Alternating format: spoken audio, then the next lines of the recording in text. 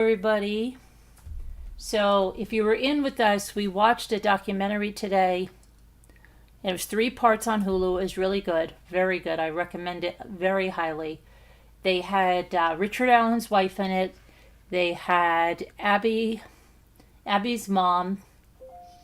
They had Libby's mom, Libby's grandparents, and Libby's and Abby's friends. And it was really, really good. There was a lot of stuff that we haven't seen, like just pictures and stuff of, hi Bucky, hi One Eye, hi Jen Grill, hi Captain Lee, Batman, Boom Pow, and let me make sure that I'm live here on the thing. But it was really good. I would definitely recommend watching it if you didn't see it. Make sure I have volume. Hi. So it was really good. And my reaction to it, okay, let me give you my reaction to it. I think it was nice to hear from Abby's mom, learn a little bit more about Abby's mom. They showed you like, that she got pregnant like right out of high school. They showed you her like home movies of Abby as a little girl. A little bit of the background of why Libby's grandparents were raising Libby and Kelsey.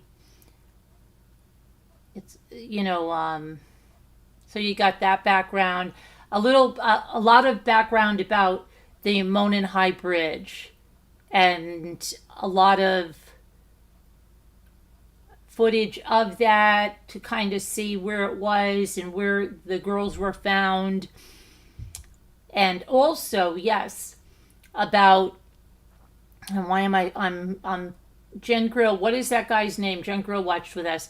You know, the older guy that was emptying the trash, that was lying because he didn't have a license, and he had went somewhere and had a drink or something, and he was on parole. Remember? What was his name again? Why am I blanking on that guy's name? Ron, is it? What is that guy's name? The older guy whose property they were on.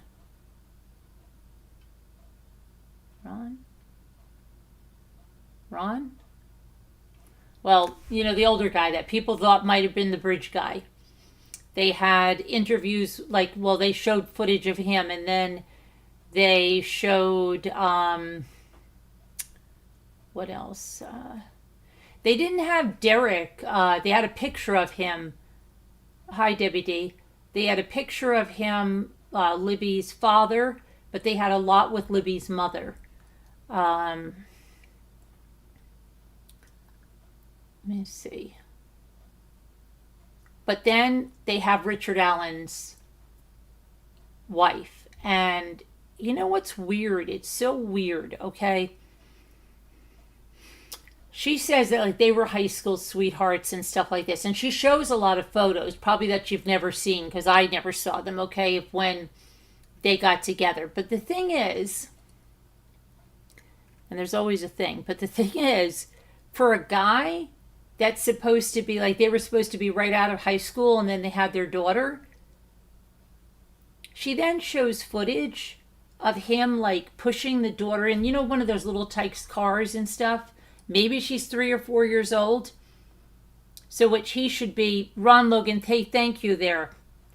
I knew I had the Ron right. Thank you very much for that. Spinster, thank you.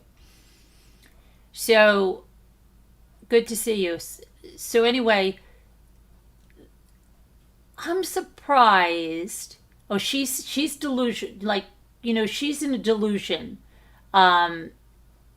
She thinks he's innocent. There's no way he did this.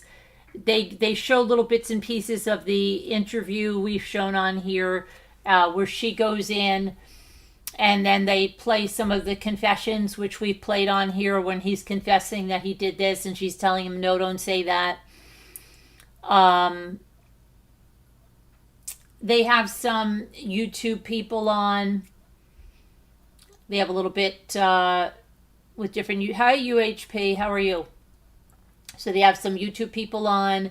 They have some people that believe it wasn't him. They're talking about the Odinist, but then they have the guys that were the Odinists that said, "Hey, we don't believe in any violence. We're pissed that our names got out there into this document because they've had nothing but slack." They talk a little bit about the Keegan Klein stuff and explain that the girls had Anthony shots, that whole thing that went down. So they talked about that.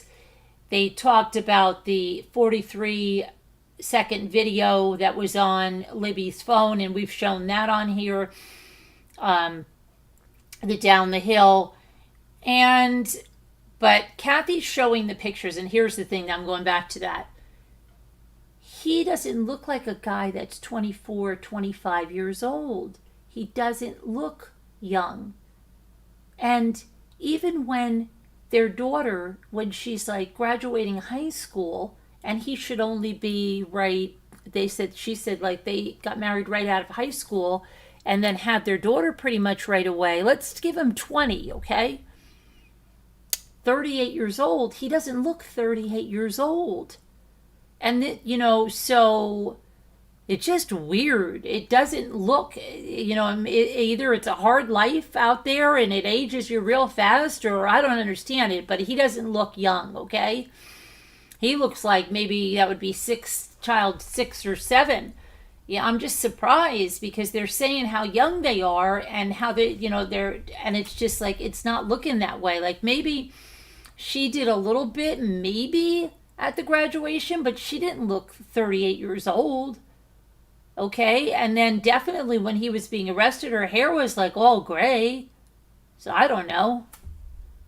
But the little things like that get to me. Like I just don't understand it. When you're talking about like young, and there are like some of the first pictures she was showing, like when she said we're together, he looked really young, okay? But she was like, she's still in like fantasy, like he is a great dad, he's a great man, look how good looking he is, she says.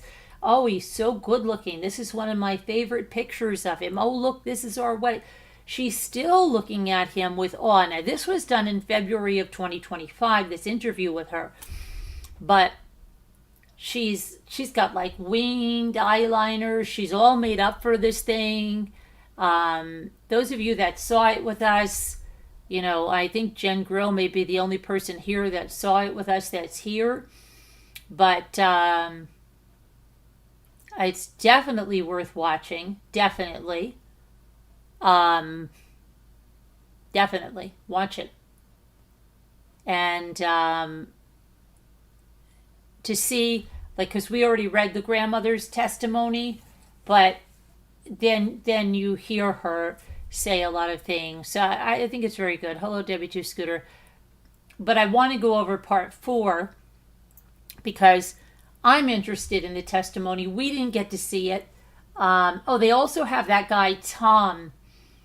There's a guy, Tom. I believe he used to be a reporter or something, but now he just makes online content.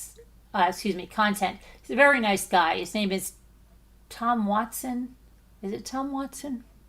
Why are these last names slipping my mind now? Whatever he is, he's a very nice guy. He believes that Richard Allen is guilty, and he went to the trial daily. They covered that too, part of the craziness at the trial and the people that were being paid to sit in the space and all of that. It's playing on HULU, Heart. Very, very good. Definitely recommend it. Very, very good. We watched it this afternoon. It rained. I did a bunch of painting of different things while I was watching because it was raining, so I just decided to do some painting. On HULU. It's on HULU, WD. Very good. Very, very good. 3 parts. I think, I don't know if each part was 45 minutes or something. Yeah. But definitely, it's called Capturing Their Killer, The Girls on the High Bridge. Very good. Did you see it too, Scooter? They talk a lot about Delphi. It's called Capturing Their Killer, The Girls on the High Bridge. Very good. Hi, Gal. It's excellent. It's really excellent. Excellent. I could even do an encore of it if people were interested. It was very good. Really good. You know, as documentaries go, being factual, of showing you a lot of stuff and showing you Delphi. And then it had the three, like, their friends talking, and they even showed some video, and it talked about, like, that the Anthony Shot stuff, and it kind of cleared up, like, about the different theories that were out there. And then it had a couple of people that were thinking that Richard Allen didn't do this. A couple of, like, YouTube people, I think they were podcasters. A couple of them in the mix to give their ideas. But then it kind of, I told you why it wasn't. I know the Tom guy you mean. He is very nice. Yes, he is very nice. And he has a cadence to his voice. Like when he talks about this, he has this very unique cadence. So you can, you know, it's kind of just, you know it's him even if you have your eyes closed or something. Not that you should watch it with your eyes closed, but just in case. Just in case. All right, so let me get the Delphi trial transcripts, and I hope that you listen to this because I think a lot of it is interesting, and we didn't get to hear the trial. There were only, I think they said there were 18 spots every day, and so we had to get it all secondhand.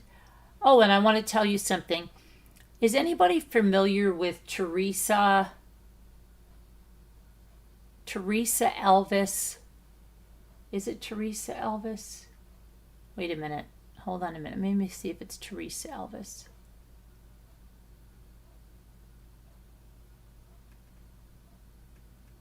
Teresa.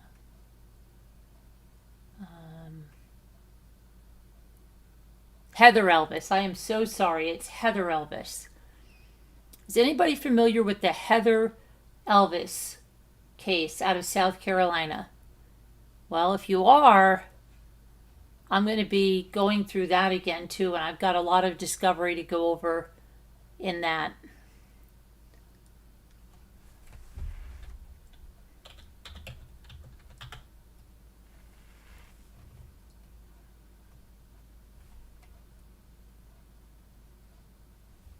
Delphi.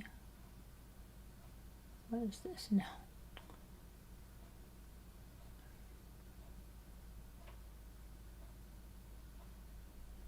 Why can't I find my...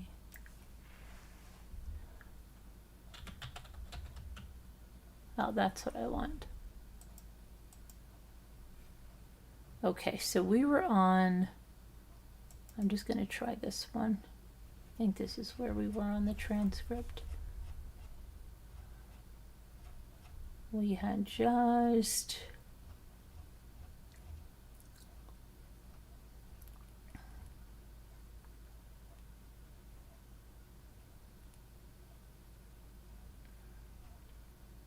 went to Purdue University, right? I think we had Derek. We had gone over Derek, the father of Libby. Went over his testimony. And I think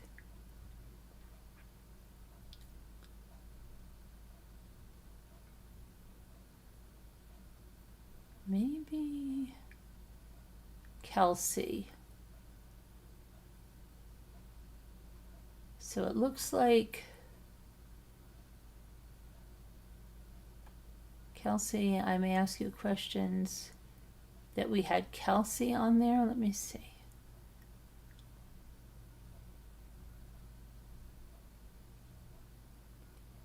Isn't it crazy?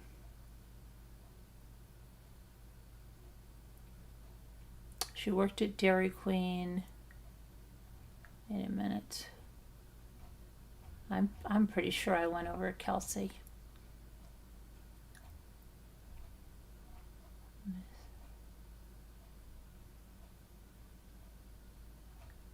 I thought we were on Derek. Oh yeah, we did, because I remember when he said if I was a younger lawyer I would get on the ground to demonstrate. Definitely went over that. Banana pancakes. This is Derek's testimony. I remember that. I don't think we did the cross of Derek yet, though. Let me see here. I think we got on to the direct, and then she went down the ravine. Yeah, I think we were on the cross.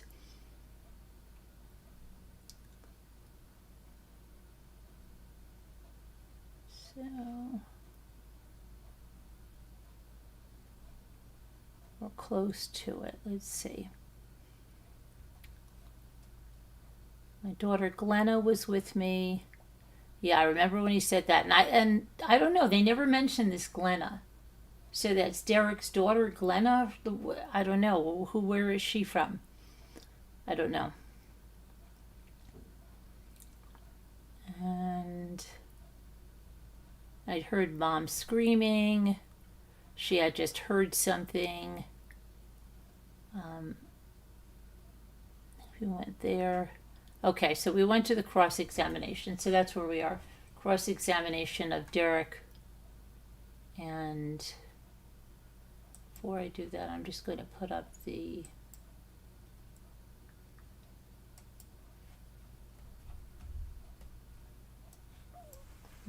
that. Let's do that. Okay, and we'll go to Derek. Cross-examination of Derek. Let me see if I can get, hold on, because I had some pictures of them in the court.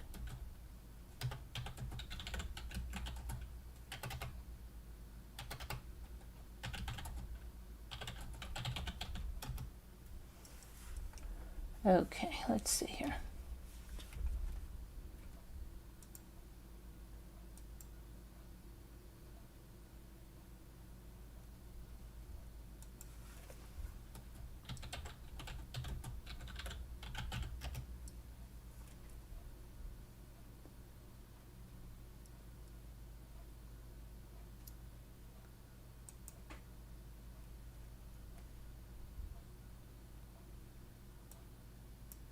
So we'll put one of these.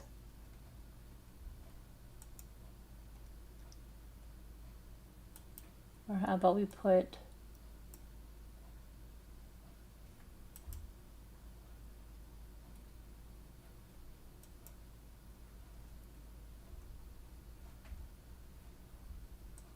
hold on a second.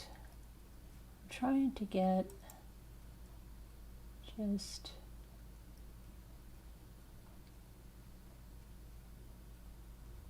we'll put the courthouse up, maybe,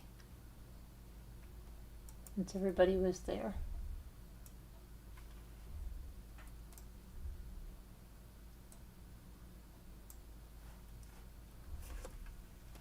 Okay, and let's go to the transcript.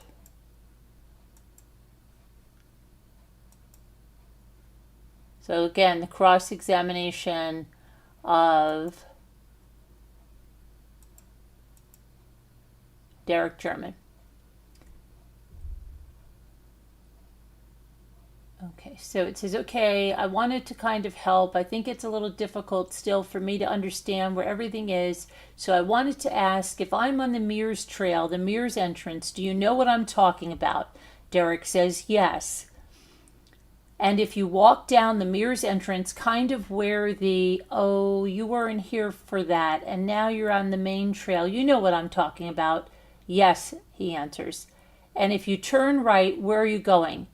Derek says Freedom Bridge. And what does the Freedom Bridge look like? He says it's a big blue bridge. Big blue bridge? Okay, so you turn right off the Mears entrance. You're going to head down here to the Freedom Bridge, and there's another bridge beyond that even, isn't there? Right behind the Mears? Oh, the Freedom Bridge was like, is it called the Railroad Bridge? You know what I'm talking about. He says, no. Now I feel like I've read this. Hold on a minute. I feel like I've gone over this. I just want to see who the next witness is. Anna Williams. That's the mother. Does anybody remember? Let me see.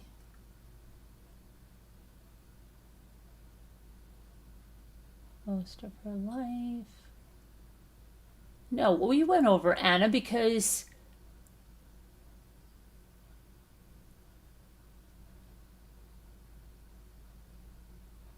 hold on. I think we were on that investigator. No, we did Mitchell Catron.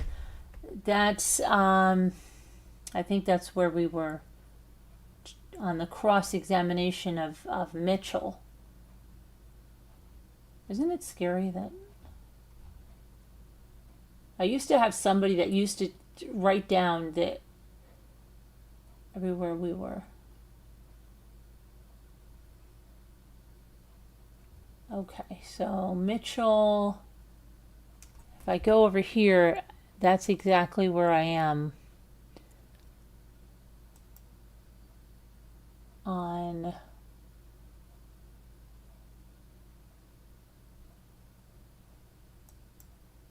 cross-examination of Deputy Mitchell Catron. So that's where we're, okay.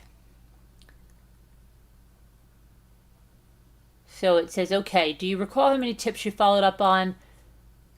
Mitchell says, I do not. It was several. That was how long ago? Was that your job to follow up on the tips? And he says, it wasn't a full year. I would say several months out of the year. I don't recall how many months it was. And did you ever investigate any tips related to Richard Allen? He answers, I did not. Did you ever hear of any? No. Then they had a thing about how relevant this and that is, and it went back and forth for a while. And then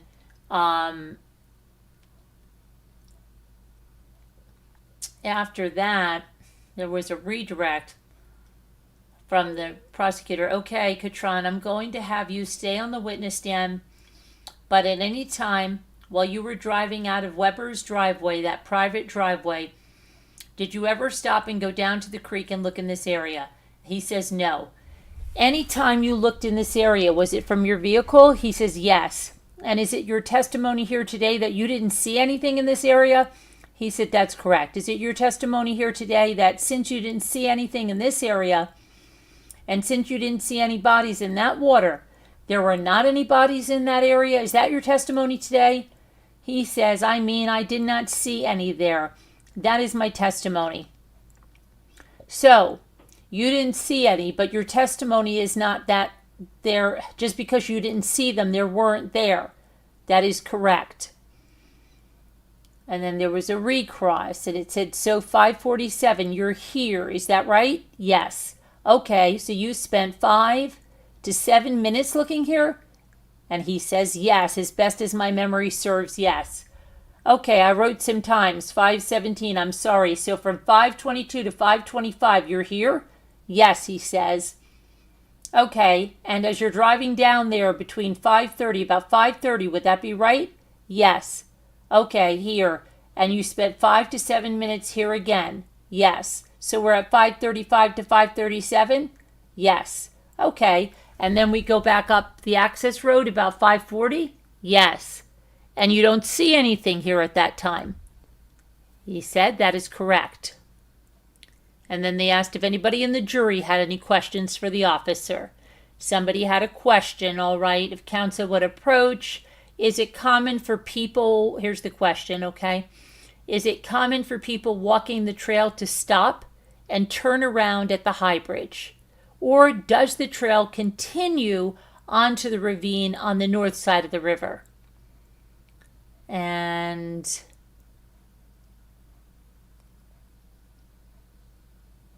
I don't know, where's the answer on that? All right, Deputy, if you know, is it common for people walking the trail to stop and turn around? He says he doesn't know. So that was the answer to their question. And then they asked him, does the trail continue onto the ravine on the north side of Deer Creek if you know? He said, I do not know. So very helpful. And then my understanding of the question, Deputy, is that, is there a trail that continues down to the creek instead of going onto the high bridge? Do you know if there is or not? He said, not to my knowledge, no. And then that was the end of that day for them. Okay, and then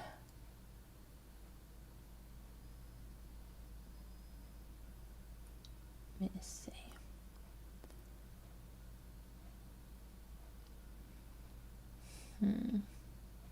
Okay, they're back on the record, October 19th, 2025, 9:02. And they're going to bring in the jury. That's great.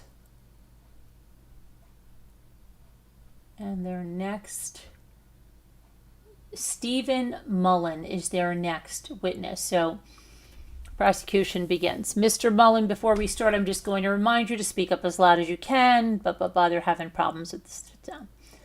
Will you state your name, please? And he says, Stephen L. Mullen. Mr. Mullen, how are you employed? He said, I'm currently the investigator at the Carroll County Prosecutor's Office. Then they asked him how long he's been employed there. He says, since January of 2020. That would have been after, right? Prior to that, were you employed as a law enforcement officer? He said, yes, I was. And how long were you? He said, since 1983. And did you go through any kind of special training? And then he goes, I attended the Indiana Law Enforcement Academy in Plainfield, Indiana, back in 1983. And I walked up okay. And did you attend annual training seminars? Blah, blah, blah, blah, blah. Yes, I did. They give him the whole 9 yards. And they tell him about, you're our tech guy. Is that fair? Yes. So you set up computers, you organize digital data, you set up the TV. So yeah, he's tech savvy. That's great. February 2017, he was the chief of police in Delphi. And how long had you been the chief of police as of February 13th, 2017? And he says, since April of 2014, so almost 3 years, right? Up until the point where I was employed by the prosecutor's office. And I want to talk to you a little bit about that day. Were you on duty that day? He says, yes, I was. And was it a normal day and routine activity for you as the chief of police at Delphi? He says, as chief of police, I supervised the officers who worked at the police department. I made sure their reports and paperwork were completed, and I also followed up on whatever was going on that day. And it was simply a routine that day. And they asked, what shift did you routinely work? And he said, I normally work where I come in at 7:30 a.m. and I finish my shift at about 5:30. And did you do that on February 13th, they asked. He says, yes, I believe so. And so you went off shift? What happened? He said, so I completed my shift around 5:30. This is the chief of police. And I went home. And it's when I arrived home, I began hearing radio traffic concerning 2 missing girls. And they said, now, is it typical for an officer in law enforcement to carry their radio with them and have it on after their shift? He said, yes, and I do that often. They said, is it typical for you at least? Yes. Okay, and so you heard that 2 girls were missing. What did you do next? And he says, the next thing that happened was I received some text messages concerning the 2 missing girls from citizens that were in our community, and I became concerned. And then I contacted dispatch, and I talked to them about the situation, and I learned that there had been 2 girls that had been dropped off at the entrance to the Mears Trail or the Mullen Trail and had been missing since about 1400 hours that day. What is 1400? He said, I'm sorry, it's 2 p.m. And did you find out the girls' identities? He said, yes. They were Liberty German and Abby Williams, both of them 13 years of age. And that's not true. Right? One's 14. Investigator Mullen, I'm going to ask you to step down to the TV, and we're going to go a little bit old school, Mr. Mullen, because everything I tried yesterday, high-tech, failed. So I'm going to give you this pointer and have you point to reference points that I'm going to ask you about. And Judge, I'd asked your permission to publish to the jury. I printed out a hard copy of State Exhibit 5. Okay, so they get him down there, and they say, they're getting this. Can the jury see the screen? We don't have to go through this. Officer, Investigator Mullen, I want to get back to the report. Was the girls, were they missing? The ones that were missing, and they entered, and where was it that they entered? And he said, our understanding was that they entered at the Mears Trail entrance. And they said, can you point to that on the map? So yes, he points with the pointer to where that is. And are you sufficient enough on that screen where you can zoom in a little bit? He says, sure, okay. So they're just pointing this out and said, once you got that information, what did you do? And he said, at some point I went into the sheriff's department, I went to dispatch, and I tried to assist in whatever way I could to help in order to locate the girls.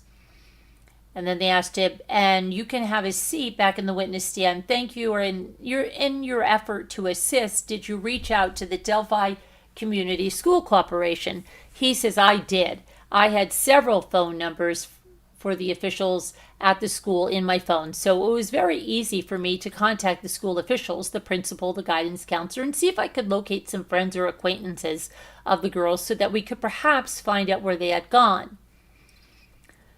And then the question was, and after that, what did you do next? And he said, one of the things I did next was I began making those phone calls to try to find someone who might know where they were at. And then I spoke with different people who were out maybe searching for the girls and trying to find out where they may have gone to. Question is next to the investigator, was there a command center set up at this point? He says at this point it was the Sheriff Leisenby who was leading the charge of trying to find the girls. So I simply talked to him and assisted in whatever way I could, being chief of police, and I tried to assist him in any logistics that he might need. Did you participate in any of the search that was done that day? He says, I did not participate in any of the search myself. I never left the sheriff's department to go on the trails, nor did I go on the trails before I went to the sheriff's department. Then the next question is, where did you post at, or where did you stay when the search was going on? He said, I was at the dispatch at the sheriff's department. And did you stay there the entire day of February 13th? He said, yes. I was there the entire day up to 2 o'clock or so. Excuse me. And they said 2 o'clock on the 14th. He said on the 14th. Okay, is that when the search ended? He said, yes, shortly before 2 o'clock a.m. we ended the search. And at that point that the search ended, were you investigating at that point? He said 2 missing girls. The information was that they were on the trails. They had not returned. Most of the searchers out there were looking for maybe someone had been injured. We had no idea anything nefarious had happened to the girls. And then they asked, and so at the end of your shift, which would be 2 a.m. on the 14th, you used the word nefarious. Can you explain that a little bit? When you left the shift or when you left dispatch, let me back up. When you left the sheriff's department at 2 a.m. on the 14th, did you think anything bad happened to the girls? He said, at that point, I still believed that given time, they would probably return home. I just at that point couldn't imagine anyone had done any harm to them. Question, when did you come in next? He said in the morning. When you left February 14th at 2 a.m., which is technically in the morning, when did you come back? He said about 7:30 a.m. I arrived at the police department, and at that point, the girls were still missing. It was becoming more concerning, I thought. And so with that information, there had been social media that had been pretty active about the girls being missing. And so there was a lot of people who showed up to help find the girls on the trails. And then the question is, what did you do at 7:30 that morning? He said, I met with the volunteers who were there. People from the community who wanted to go out and search, and produced a map to them, some of them, and also gave them my phone number to call. Question, at that point, was there some kind of meeting or command center set up? Investigator says, yes, at the Delphi Fire Department. At that time, it was located inside the city building, and so we met at the fire department. Question, and tell me the procedure of what would happen when people would come forward and want to help with the search. And he says, well, we took names of individuals and we wrote them down on a sheet of paper and recorded and some phone numbers, I think, but mainly their names, and gave them information, a map maybe, where to go perhaps. And the next question is, so during that procedure, and you were giving the searchers maps, and were you directing them where to search? He says, I was not directing them at all. I think the chief of the fire department, he was assisting the aspect. I didn't really direct anybody where to go. Question, do you know where the search party people were directed to go and look? He said, obviously, we're going out on the Mullen High Trail in that area. As far as sectors and areas with different teams we're supposed to search, I didn't command that. Question, and I'm going to ask you to approach the map, please, and can you point out to the jury what your understanding is the areas that the searchers were searching? He says, so the evening and the next morning, the searchers were predominantly looking downstream. If anything happened to the girls, perhaps they had fallen or become injured or come into the stream, they were searching downstream. So the search would encompass this area here, which he points out, along up and down to at the bridge. I think there was some searching on this side of the bridge, on the Weber side, and I think there was also some searches. They went to this area, which is kind of flat area up here on top, and then there's a flat area in the valley. It's a sharp incline or falling area, which I don't think anybody crossed this line. The next question is, and I have to remember that we don't have a jury from Carroll County, and so I want to put it into context, some of the landmarks that we're going to use when we're going to ask some additional questions. The city of Delphi is located over here, he points out. Next question is if you could denote that with an X. And the investigator says the city of Delphi is located over here and denotes it with an X. And question is, so would that be to the west of the Mullen High Bridge? Yes, it would be. And then can you denote the Freedom Bridge? He said this here is the Freedom Bridge. And the Freedom Bridge crosses a divided highway. What highway is that? He says it's called the Hoosier Heartland. Question, we've talked about the CPS building. Can you denote that on the map? And he says, yes, the CPS building is right here. And we've denoted, or we talked about in the past, the Mears entrance. Can you circle that? So he circles the Mears entrance was 300 North. And can you label that as 300 North to the best of your ability? Yes, he does. Thank you. Can you also denote the Mullen High Bridge? Yes, this structure right here, he says. And this section I'm going to say is northwest is commonly referred to at the beginning of the bridge. He says yes, that would be the beginning of the bridge, and they wanted to put B on the map for the beginning, okay? And let me get another, a different graphic up here, okay? Because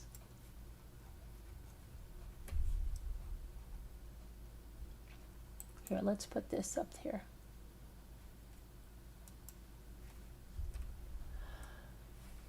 There we go. That makes a little more sense, right? There's the Hoosier Harvest Store. There's the Mears entrance. Here's the 300 North. Here's the Morning Heights Cemetery. Here's the area where Libby and Abby were found. Here's the Mullen High Bridge Trail. Here's the Mullen High Bridge, that big high bridge. Here is Weber's home. Here's the Deer Creek. Delphi downtown, and this is that Freedom Bridge right there. So you got it all right there. Okay? All right. And can you put a B on the map for the beginning? And that would be the end of the bridge. He said this area here. Could you put an E on that, please? Okay. And where is the Deer Creek? And again, here's the Deer Creek. I'm going to point it out over here while I'm doing this. Deer Creek flows this direction. It's a body of water that comes through town, and it flows east to west. And it says, now while you're there, there's some testimony about the Hoosier Harvest Store. Can you locate that on the map? Yeah, we'll do that together right here. It's right here. It's located right here. And then to tell me again, to your understanding, where were the people searching for the girls? And he says on the following day, on the 14th, the search began to encompass this entire area, but the evening prior to the 14th and even early in the evening. Sir, you said a moment ago that you thought that they didn't go past a certain point. I mean, you just also testified that you were in at the police station when the search was happening, correct? Yes. So you don't know where anybody was other than through hearing other people, I suppose. Is that correct? Yes. Investigator Mullen, you can have a seat back at the witness stand. On February 14th, you were assisting at the fire station with setting up, or at least sending out the searchers. Is that a fair statement? Yes, he says. Did you do that the entire day of the 14th? He says, yes, I remained at the fire department, police department. And so you never went out and assisted with the search on the 14th either? No. I want to draw your attention to 12/15 on the 14th. What happened? He said, around that time, I received a call on my cell phone from Pat Brown. And he told me that well, hold on a minute, just a minute. Can't say what. And what information did you find out from that phone call? Answer, that he had located 2 bodies. And what did you do next? I remained at the police department. I informed the officers who were around me, and they left the city building to go to the area where he had found the bodies. Question, and were you notified of where he found the bodies? Answer, yes. Question, I'm going to go back and ask you to approach the map again to the best of your ability. Where is your understanding of the location where the bodies were found? He said that the bodies were found south of the Morning Heights Cemetery, which is located right here. Okay, here's the Morning Heights Cemetery, and here's where the bodies were found, right over here. Can you put a circle where your understanding of where the bodies were found? And answer is, what he told me at the time, my understanding was somewhere in this vicinity. Okay, all right, you can have a seat back at the witness stand. What did you do after that? He said, I remained at the police department, fire department, and sometime around 2 o'clock we met with members of the family who were still at the fire department, police department. They hadn't gone anywhere. Question, members of the family? Answer, of the families of Abby Williams and Liberty German who were present at the fire department during that day. Question, and why did you meet with them at the fire department? Answer, myself, Indiana State Police Public Information Officer Kim Riley, and the chaplain met with them to explain to them more precisely that we had located 2 bodies, and we were at that point trying to make identification. Question, what did you do after that?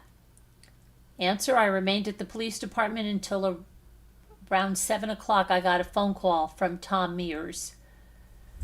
And did you gather information from Mr. Mears? He said, Mears told me that he knew that the Hoosier Harvest Store businesses had a set of cameras, and they had security cameras at their location which focused towards the roadway at 300 North. Question, I'm going to ask you to approach the map again, and if you'll grab the pointer, I know it's circled, but can you point out for the jury the Hoosier Harvest Store business? He said, this is the Hoosier Harvest Store business that is owned by Dan and Kathy Pennington, and this is right here.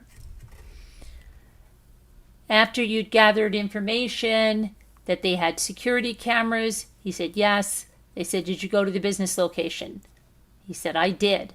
And were you able to view the security cameras? He said, yes. The Penningtons met me at the location, and we viewed that video that they had on their security cameras. Question, and which direction? The security cameras you viewed, which direction were they pointing? He said the security cameras were located at this point, and it had a view that went directly out to the roadway 300 North and then panned to right about here. Can I draw a line? They said, yes, if you would draw, I guess, a field of view that you were able to see from with the security camera. And the answer was the field of view was straight down the edge of the building. That's a little bit off, and then out towards this direction, maybe a little closer to that. But this is within the field of view of the camera. Question, and did you view the security footage? He says, I did. And were you able to see 300 north? Yes, I was. And what span did you look at? He said, what span of time? We looked at a short period of time, mainly sometime roughly daylight and daylight period of time where we could see, obviously, cars. It was dark. We couldn't see anything that was on the road. It's not visible in the dark. So mainly from about 8 o'clock, I think, till about 5:30 or 6. So 8 a.m.? Yes. And you viewed the security footage all the way through that time? He said around 6 a.m. when it began to get dark and we couldn't see anyone. Do you mean 6 p.m.? Did I do it again? Sorry, 6 p.m., excuse me.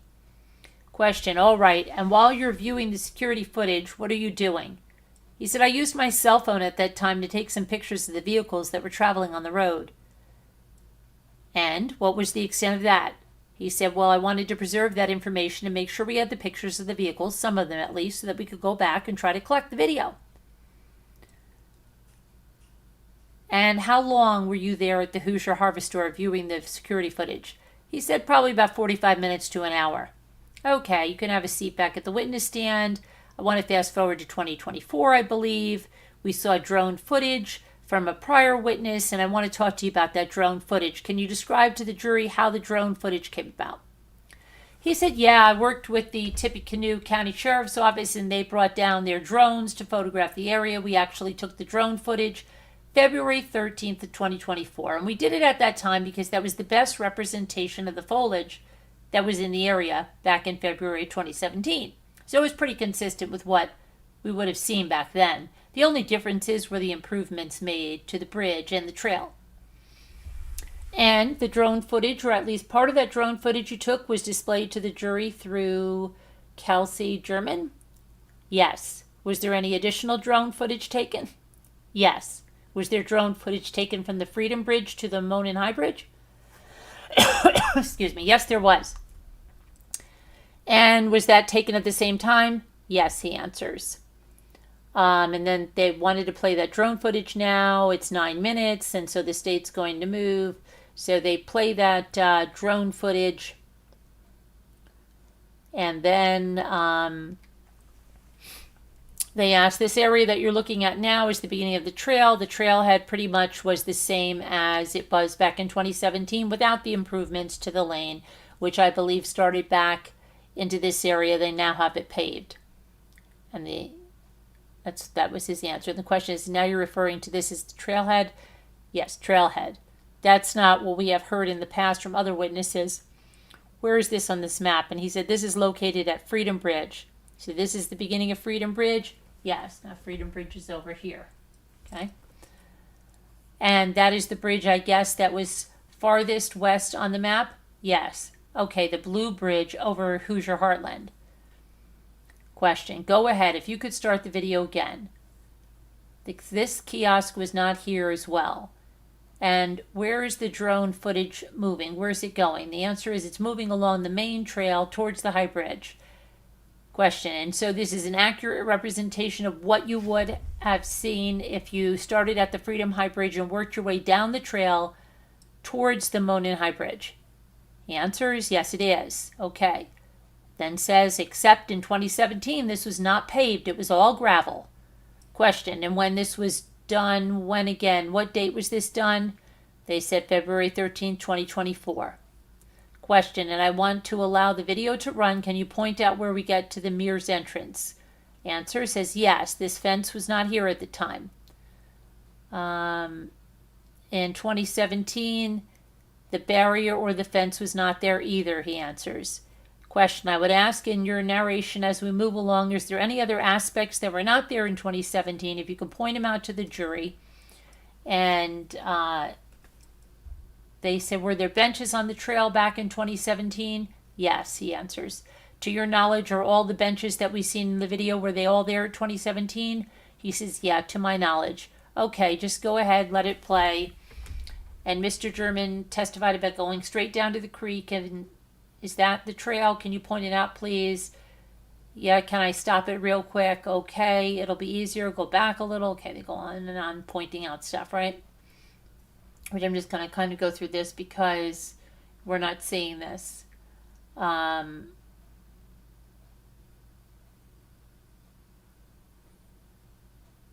Okay, you're from Delphi, Indiana, they ask him. Yes. You went to and graduated from high school here? Yes. Lived here your whole life? Yes.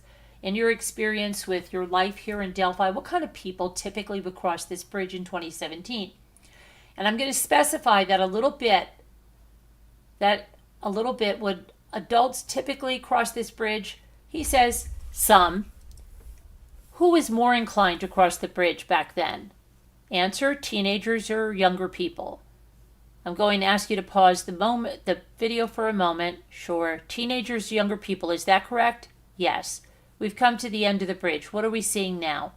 He said, this is the end of the bridge and we're facing towards the east, and this is the Weber's Drive that goes around underneath the bridge and back up to Weber's house. Question, and this end of the bridge, after you get off the trestle, would that be the beginning of Weber's property? Answer, yes. Question, okay, are you going to play the video again? Please play the remainder of the video, and that is Weber's Drive we're seeing underneath the bridge? Answer, yes, that's correct. Have a seat. Okay, cross-examination now. Now, just so everybody knows, you were involved in the investigation of the deaths of Abby Williams and Liberty German from the very beginning. Yes. And all the way up until just a few days ago, even a few days ago, correct? Yes. The search was called off at 2 a.m. Is that what you said? Shortly before 2 a.m. Shortly before 2 a.m. And that's before 4:33 a.m. Is that correct? Yes. About 2.5 hours before 4:33. Yes. Thank you. On the 13th, and I'm sorry, on the 14th, were you aware if there were dogs that were going to start searching around the area of the cemetery, if you know? He says, I don't know, I'm sorry. Question, are you aware if there was any interest about searching around the cemetery area south of the cemetery at some point? He says, later on the 14th. I appreciate that you did that on the February 13th, at least that similar representation, but would you agree with me that things have changed quite a bit of different ways since 2017, correct? Answer, some. Some. You testified to some of that. There were improvements to the bridge, right? Answer, yes. Improvements to the beginning of the trailhead near Freedom Bridge? Yes. Some railings you saw up there? Yes. And you also, I think you stated near the end of your testimony that there were more overgrowth and brush along the Freedom Bridge. I'm sorry, the High Bridge as the drone went over. Is that correct? Yes. So visibility back in 2017 from the bridge, either east or west, would have been better in 2017 than in 2024? Answer, perhaps. Question, and even at the end of the Weber property, it was less overgrowth than in 2017. Is that true than in 2024? Answer, that is my understanding. Question, and the trees were smaller and they grew over the course of 7 years? Yes. Question, so the best representation of what it actually looked like, and again, I appreciate that. I think it helps the jury out, but it would have been the 2017 videos and photographs if those things exist. Yes. Okay, I don't have any redirect. That was the end of the questions of Mullen. And then there were jury questions of Stephen Mullen, and here they were. Sir, what was the process? What was the process when looking downstream? Answer, looking downstream from the bridge area was the possibility that they may have fallen off the bridge. If I am understanding the question correctly, that the girls may have fallen off the bridge. As I understand, it's about 63 feet at the highest point. So a fall from like that would have injured someone if they'd fallen into the creek and gone downstream. So we were looking downstream to see if they were there. Then there was a question, could you please provide clarity on where the bodies were found?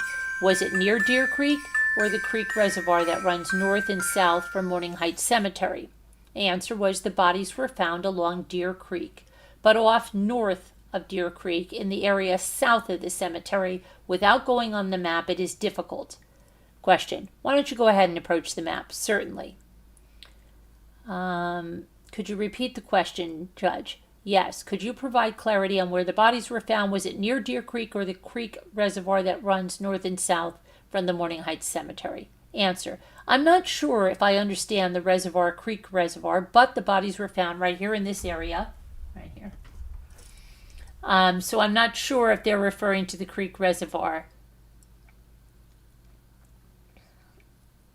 Mr. Mullen, I'm going to ask you to zoom in on the map. I want to give the jury some more clarity, but I want to ask you a couple of questions. Did you actually go to the scene? Answer, I did not go to the scene where the girls were at the time they were there. Question, and so you're not able to give an exact pinpoint of where they were found? Answer, no. Question, but do you know the general area? Answer, yes, I do. Question, okay, you zoomed in on the map. Is that correct for the record? Answer, yes. Question, and I'm going to zoom back out for a bit, and can you point out that cemetery? I'm sorry, the name has escaped me. Morning Heights Cemetery right here. Okay, I'm going to zoom out for the record a little bit, and what is that road that connects Morning Heights Cemetery? That road here is the 300 North, right there. And this is Morning Heights Cemetery.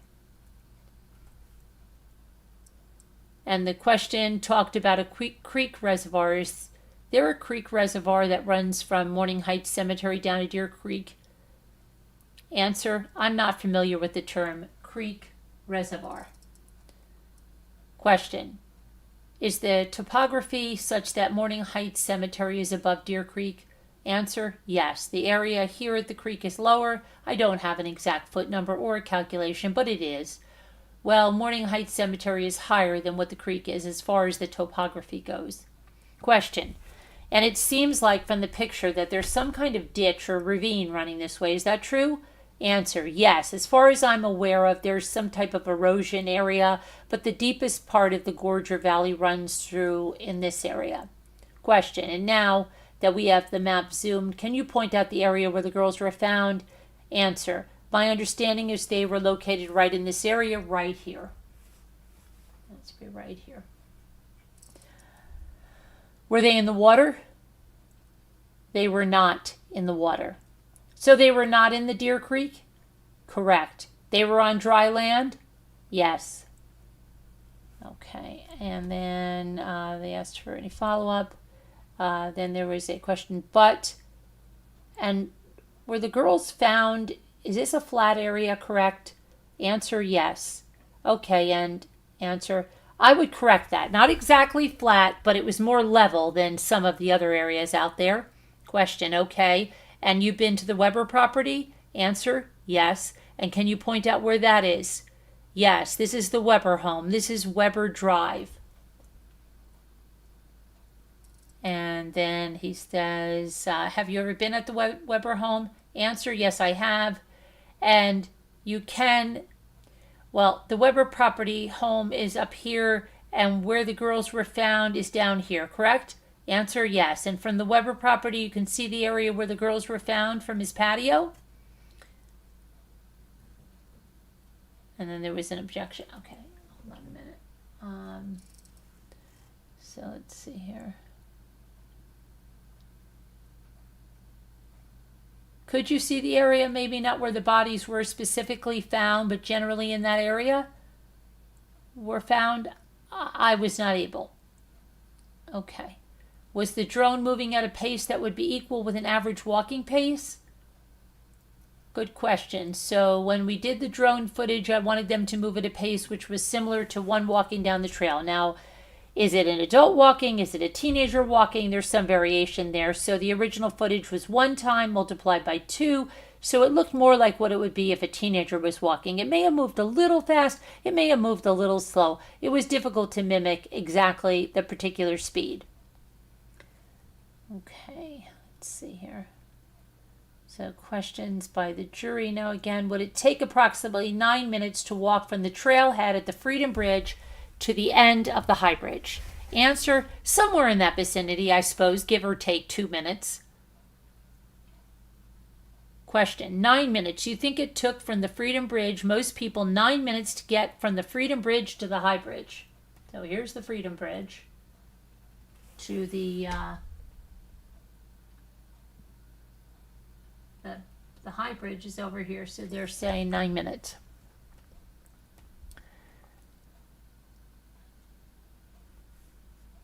So you believe that could take, okay, hold on a minute.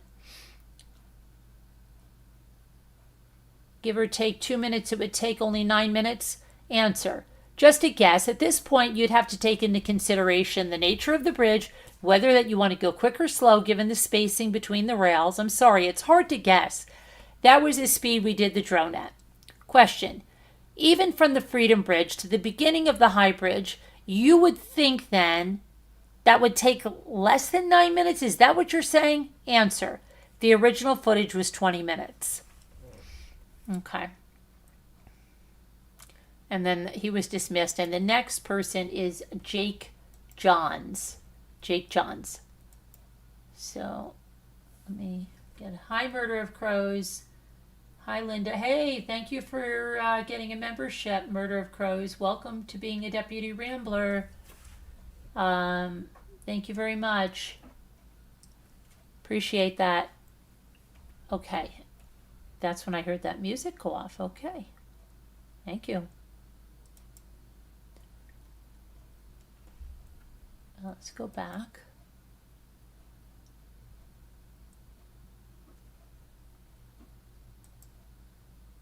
This is Jake Johns. Good morning, Mr. Johns. Good morning. So they ask him to spell his name, Jakejohns. Okay, are you a Delphi lifelong resident? Lifelong. Okay, do you know Liberty German's family? Yes. Did you know them in 2017? Yes. And what was your association with that family? My wife had actually worked with Becky Patty. And so when Becky Patty testified that she had an employee by the name of Jennifer Johns, is that your wife? Correct. And what about the family of Abby Williams? Did not know her. Okay, on the 13th of February 2017, did you learn that Abby and Libby were missing? Answer, yes. And how did you learn that? Answer, my wife had come home and told me that they had been missing. And question, and did you and your wife do anything that day to assist in looking for the girls? Answer, no. Question, were you employed in the Delphi area? Answer, yes. Question, and where did you work? Answer, Pearson's of Delphi. How do you spell Pearson's? Answer, Pearsons. Question, what do you do at Pearson's? Answer, that's a propane company. Question, and what would be your particular job with Pearson's? Answer, I just deliver propane to houses. Okay, so would you drive around the Delphi area? Answer, yes. To deliver? Answer, yes. On February 14th, 2017, did you become involved in helping search? He answers, yes. Can you tell us how that came about?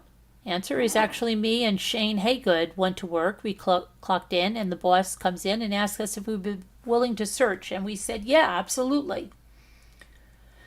So your employer is a local business in Delphi? Yes.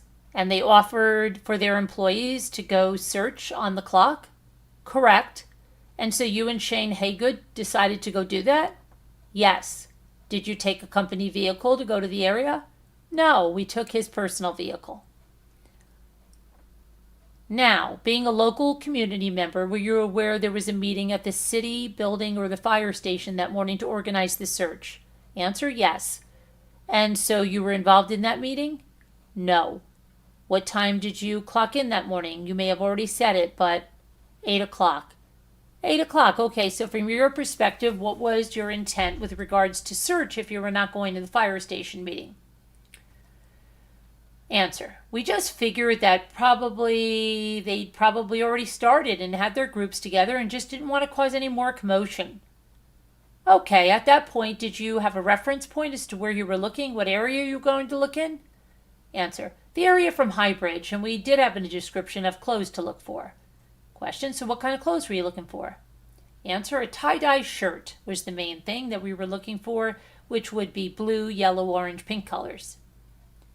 Okay, do you recall where you got this information from? I believe my wife had told me that, the clothing that they were wearing that day. Okay, so Mr. Haygood drives? Mm-hmm. And where did you park? We parked at Riley Park. Okay. No one has told the jury about Riley Park, so I'm going to have you assist us. They go to the map and they point out Riley Park. It's not on the map. Would you agree that this is the Hoosier Heartland? Yes. Okay. Do you know what this is? That's the new bridge they put in. Freedom Bridge? Yes. Okay, so they're going back over this. And so in relation, do you know where the High Bridge is? You follow Deer Creek? Answer, yeah. Should be right in here. Okay. Where does it cross the water? Right here, he indicates. Okay, thank you. Now, where in relation to the High Bridge did you start searching? He says it was right downtown where the little softball field's at. So is it off the map? He says it was 4 hours. It took us 4 hours to get there. Okay. From where we started. So is it off the map this direction? Yes. To your left? Yes. Okay, so back in here in town somewhere? Yes. And as you walked and you were following what path? He said we were just following the riverbed all the way to High Bridge.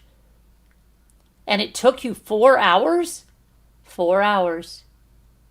Okay, have a seat up there. So the two of you start in Riley Park, yes, and you're working your way towards the High Bridge, yes. How are you spacing yourself? I'd say we're probably 10 feet apart, just as he was looking towards the water and I was looking up the bank a little bit. Okay, just trying to cover more area. So as you come towards the Hoosier Heartland, are you in that area that is on this map, the top side of the water or the bottom side? He said we're still at the bottom. Okay. And do you stay at the bottom side for your entire walk? Answer, the entire walk, yes. Okay, you said 4 hours to get to the High Bridge? We started at 8:30 and we got to the High Bridge around noon. Okay, and when you got to the High Bridge, do you continue on underneath the High Bridge? He says we went under the High Bridge and that's the moment that we found some clothing in the water. Okay, so you're walking along, and what do you mean? What do you see in the water? He said, we see the shirt that was tie-dyed. Okay, can you tell us the shirt? He says it was hung up on some roots. I'm so sorry. Answer, it was hung up on some roots that was in the water. Okay, as you're looking across the water and you see this, can you tell that it's a shirt? Answer, yes. And what is it that makes you think it's a tie-dye shirt? Answer, the colors, obviously, in February, yellow, pink, blue, orange. Okay, and you're with Shane Haygood? Correct. Was there anyone else with you? No. When you were walking the riverbed, is there anyone else in your group? No, just me and him. And I say riverbed, but you're not actually in... No, the water. Never in the water. Okay, when you get to the point where you see the clothing, what do? We come back up to the 625, which is a private drive. Okay, and there was a local fireman out there walking around. And did you speak to the fireman? Yes. What did you talk to him about? We told him that we found some clothing that they could, notify other people or the police. And how did you know he was a fireman? He had his coat on that said Camden and Erickson was his name. Erskine. Something with an E. Yeah? Okay, so you think this fireman might be able to help? Correct. Did you consider crossing the water? I think Shane tried going across halfway, but it was getting like really deep. Like we only had short boots on, muck boots. Okay, so you stay on the south side. Yeah, the bottom side. Yep. And what does the fireman do? He tried contacting people. I don't know if it was the fire department or the police department. I never got any signals, but he decided to walk across the bridge to the other side to check it out for himself. Okay, and did you watch him do that? Yes, the whole time. And did you watch him approach the clothing? Yes. And could you speak to him from where you were? Yeah. Were you still down by the water when you spoke with him? No, we were up on the driveway. Okay. Private driveway. Question. I'm going to have you come down here one more time and let them know where you were on that private drive. Answer, yes. So we were kind of right here in this private driveway, right here. About right here. Okay, if you can step over here so people can see, you might be blocking them. Okay, so, and then you got him, you see him go up to the clothing? Yes. And is it only you and Mr. Haygood over here at this point? At that point, yes. Okay, go ahead and have a seat. And at some point, did he communicate to you that he had located the tie-dye shirt? Yes. How did he do that? He said, "We have found the shirt." Then he also said, "We have found some black Nike shoes." Okay. You're looking in the direction of where he sees that clothing, correct? Right. And it's directly across from where you're standing? Yeah. Do you see anyone else in this area searching? Nobody. And I'm pointing to the area between Deer Creek, directly up to the cemetery. Nobody was over there. Okay, are you familiar with this area on the upper side of the north side of the water? Not really. What did you have to do from the water level to reach this Weber access road? There's probably a 10 or 15 foot hill that goes up to it. Okay, did you ever go from this Weber Drive up to the bridge? Yes. And is there another elevation between the Weber Drive and the bridge? Yes. What would you estimate that to be? Maybe about the same. Okay, an additional, 10 to 15? Yeah. Were you standing up here looking across? Could you see people searching in this area? No. Did you see people searching when you came in from around the bend prior to that? Prior to the bridge, there was people searching. Okay. On the other side.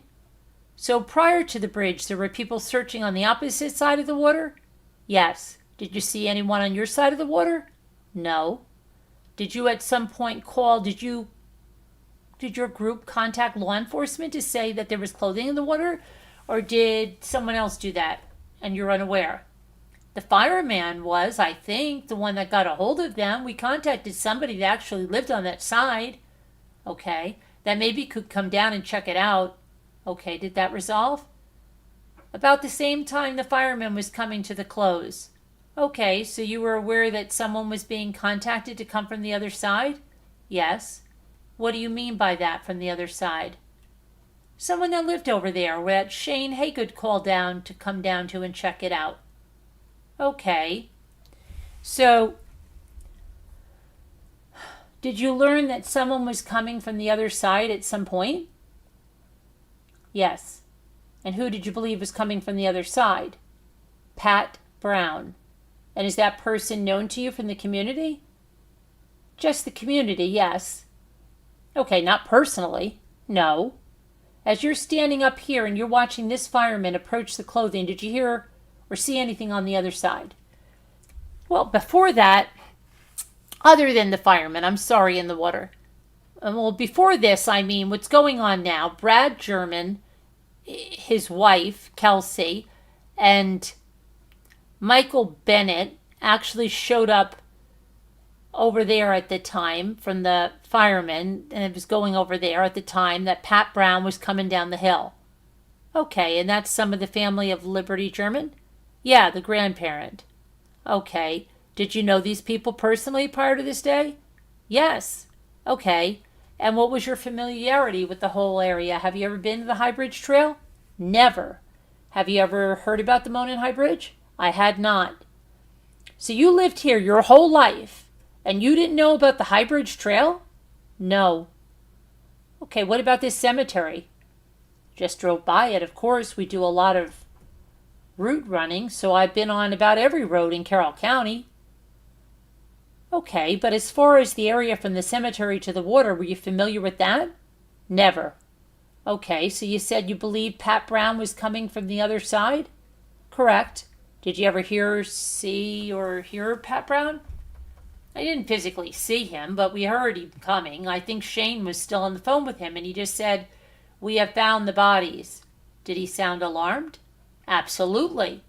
Okay, and so even when Pat Brown says the words, "We have found the bodies," are you looking from this elevated area over towards the clothing? Yes, still. And could you see Pat Brown? No.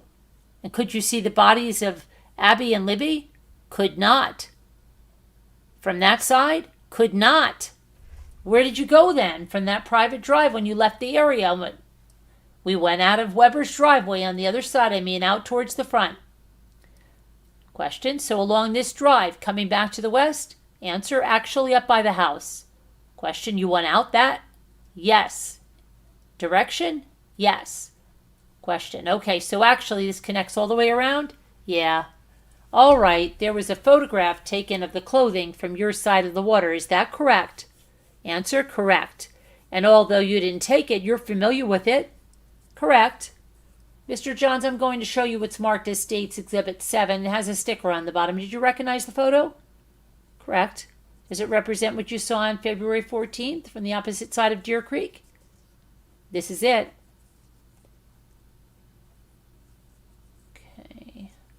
And just to clarify, Mr. Johns, you never crossed the creek into the area where the bodies were? No. No other questions. Cross-examination. Mr. Johns, you gave a statement, I think, in 2019. Do you recall speaking to Rich Davies? I've given 7, 8 statements to different people. Okay, and you said you were up on that access road over here. Yeah. But you could see some shoe prints? Yeah. Okay. The other guy I was with could see some shoe prints? Yeah.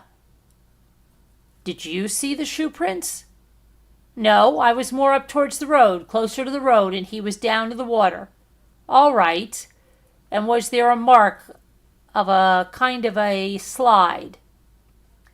From the top of the bridge, yeah, you could see where the ground and the rocks had been disturbed. Absolutely. And that's on the morning of the 14th? Correct. And did you relay that information to law enforcement on that day and time? Yeah. Now the shirt.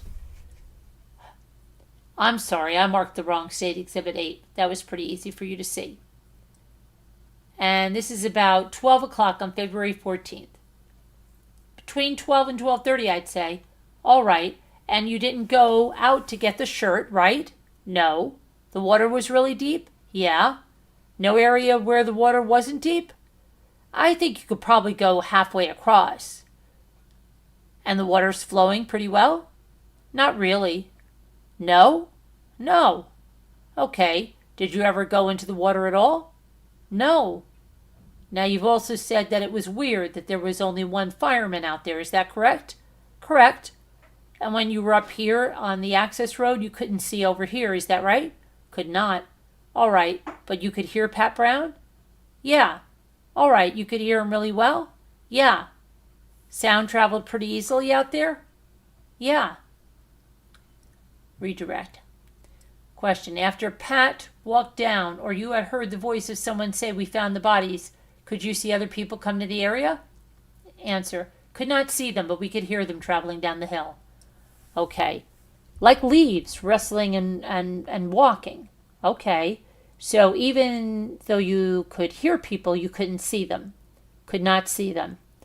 And you were in an elevated position? Right. No other questions.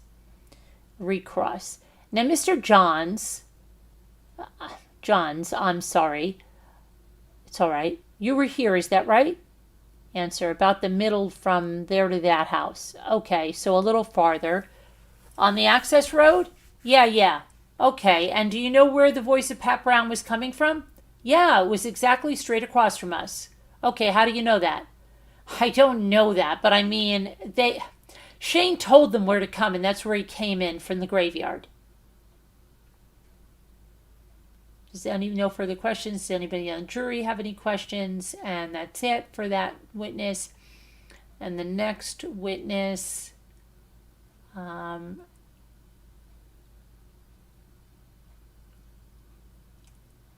is Patrick Brown. Good morning, Mr. Brown. Good morning. Tell the jury your full name. Patrick Neil Brown. Do you live in the Delphi area? Yes, I do. Have you always lived in the Delphi area? Yes. What do you do for a living? I work at Tate and Lyle. They make cornstarch. Is that a Delphi business? Lafayette. How far is that from your home? Probably about 25 minutes or so. And are you familiar with the Monon High Bridge Trail back in 2017? Yes, yes. Is your home in the vicinity of others that live in that area? Yes, I'm about 1.5 or 2 miles away. Okay, I'm going to have you talk a little louder. 1.5 or 2 miles away. Okay, so the county road that passes alongside the Mears entrance to the trail, is that familiar to you? Yes. And in 2017, were you familiar with Libby German or her family? Yes. In what way? I've known Mike since high school. And we're referring to Mike Patty? Yes. Do you have children around the same age? Yes, my daughter's the same age as the oldest granddaughter, I do believe. And we're talking about Kelsey? Kelsey, yes. What about Abby Williams? No, I don't know them. Okay, in 2017, were you working for Tate and Lyle? Yes. What kind of shift do you have over there? I work a day shift. I work in the maintenance department. Is that a set schedule? Yes. What are your hours? Monday through Friday, 7 to 3. 7 a.m. to 3 p.m.? Yes. Okay, so do you recall on February 13th of 2017 was a day off of school? Yes. On that particular day, did you work? Yes. Did you at some point become aware that Libby and a friend of hers were missing? Yes, that evening. Can you tell us about your day and what it was and how it was that you learned that? I went to work that day. I worked all day long. 3 o'clock, I got off work. I drove home. On my way home, I stopped at the parts store. I got an oil filter for my wife's SUV. I went on home. I changed the oil in my wife's SUV. We were selling it to a guy she worked with, so me and my daughter, we jumped into it after I was done. We drove it to Monticello and dropped it off, and me and my wife drove home. I started to cook supper on the grill, and then suddenly after we ate and everything, we were watching TV, and that's when my wife said that Becky had posted on Facebook that the girls were missing. And so at that time, if she said Becky Patty's granddaughter missing, you would know who she was talking about? Yeah, well, one of them. Okay, and did you then do anything with regards to the information that they were missing? Yes, I called Mike, and we're talking about Mike Patty. Yes, and I asked him if they found them or anything because I didn't know how long that post had been, and I called Mike, and he was at the police station, I do believe, and I told him I was going to go see if I could help look, see if we could find them. Okay, was it dark at this point? Yes, it was. And so what did you do in order to assist? I called Tom Mears, a buddy of mine, and I asked him if he wanted to go look for the girls. He was busy at that point, but he said he would meet me over by the High Bridge. Okay, so Tom Mears. We've heard a lot about the Mears name. Yes. And there's a lot of Mears. Yes. Family members? Yes, there is. Okay, and do they all live in the same vicinity you live in? Yes, most of them, yes. Okay, so most of them do, yes. Okay, so you made arrangements to meet with Tom Mears? Yes. Okay, where did you go to meet him? Well, I went on and I went over to the cemetery, which I pulled into the cemetery and I parked and I walked around the cemetery. There's I don't know if you want a map or, come on up and we'll show you where we're talking about. So I'm going to stand on this side, okay? And you can be out of the way of the jury, but I've shown you a map of the area before. Yes, I'll give you an opportunity to get acclimated, okay? So what area would you be coming in from if you left home? If I left home, I'd be coming from this area right up over here. Okay, and coming through this way? So you'd be coming from the north? Yes. Traveling south? Yes. To this perpendicular road on this picture. What is this road? Do you know? I don't know the road number. It's okay. Do you travel on it often? Yes. Okay, then he said, I come down this road, come over, and I stopped here at Ron Logan's house. Okay, why'd you stop at Ron Logan's? Well, I stopped to ask him if he might have seen the girls. He was retired, I don't know, maybe he'd seen them walk by or anything, so I thought I would ask him if he'd seen them. Okay, and was there anything unusual about your conversation with Ron Logan? No. Did he indicate he saw the girls? No. Okay, and then what'd you do? So I left there and I came on down the road and I came to this edge, just turning into the cemetery here. And I come in here, I park my vehicle right in this area here. Are you in the cemetery? Yes. Okay. Still in the cemetery, yes. And there's a ravine that runs through here. So I come around, I think. I knew there were people on the bridge. I could hear them. I could see lights. So I come around and I walk around this ravine, this ridge. And I walked my way around the ridge to the bridge back here, and then I found that they had a vehicle backed up, and they were getting a drone out to fly a drone, and I talked to the people there for a little bit. They said they had searched the area here, so I talked to them for a little while, and then I left, and I came up to Mears entrance, and that's what they call the Mears entrance, followed the trail through here to the Mears entrance, and then Tom called, and I met him right there, in here. On the road? Yes, on that road. Me and Tom picked up, and then we took and drove around. We went around to the Heartland. We came back to 218. We went around there's an old gravel road that goes back there, and it comes out by Mike and Becky and around. But we drove all around the country looking to see if they were out walking. Okay, so let's go back to what you observed here. Yes. What part of this area is familiar to you? What part of it? Yeah. And this part. Okay, so this part to the west of the ravine? Yeah. Yes. Towards the High Bridge Trail? Yes. Okay, and what do you know about this ravine area? And well, it's pretty steep and everything in there, so, okay, would it be difficult to walk directly from the west of the trail and just go straight across? Yes, I think it would be. Okay, and so when you parked in the cemetery on what would be the west side of the drive, you went around the wooded area? Yeah, around. To the north?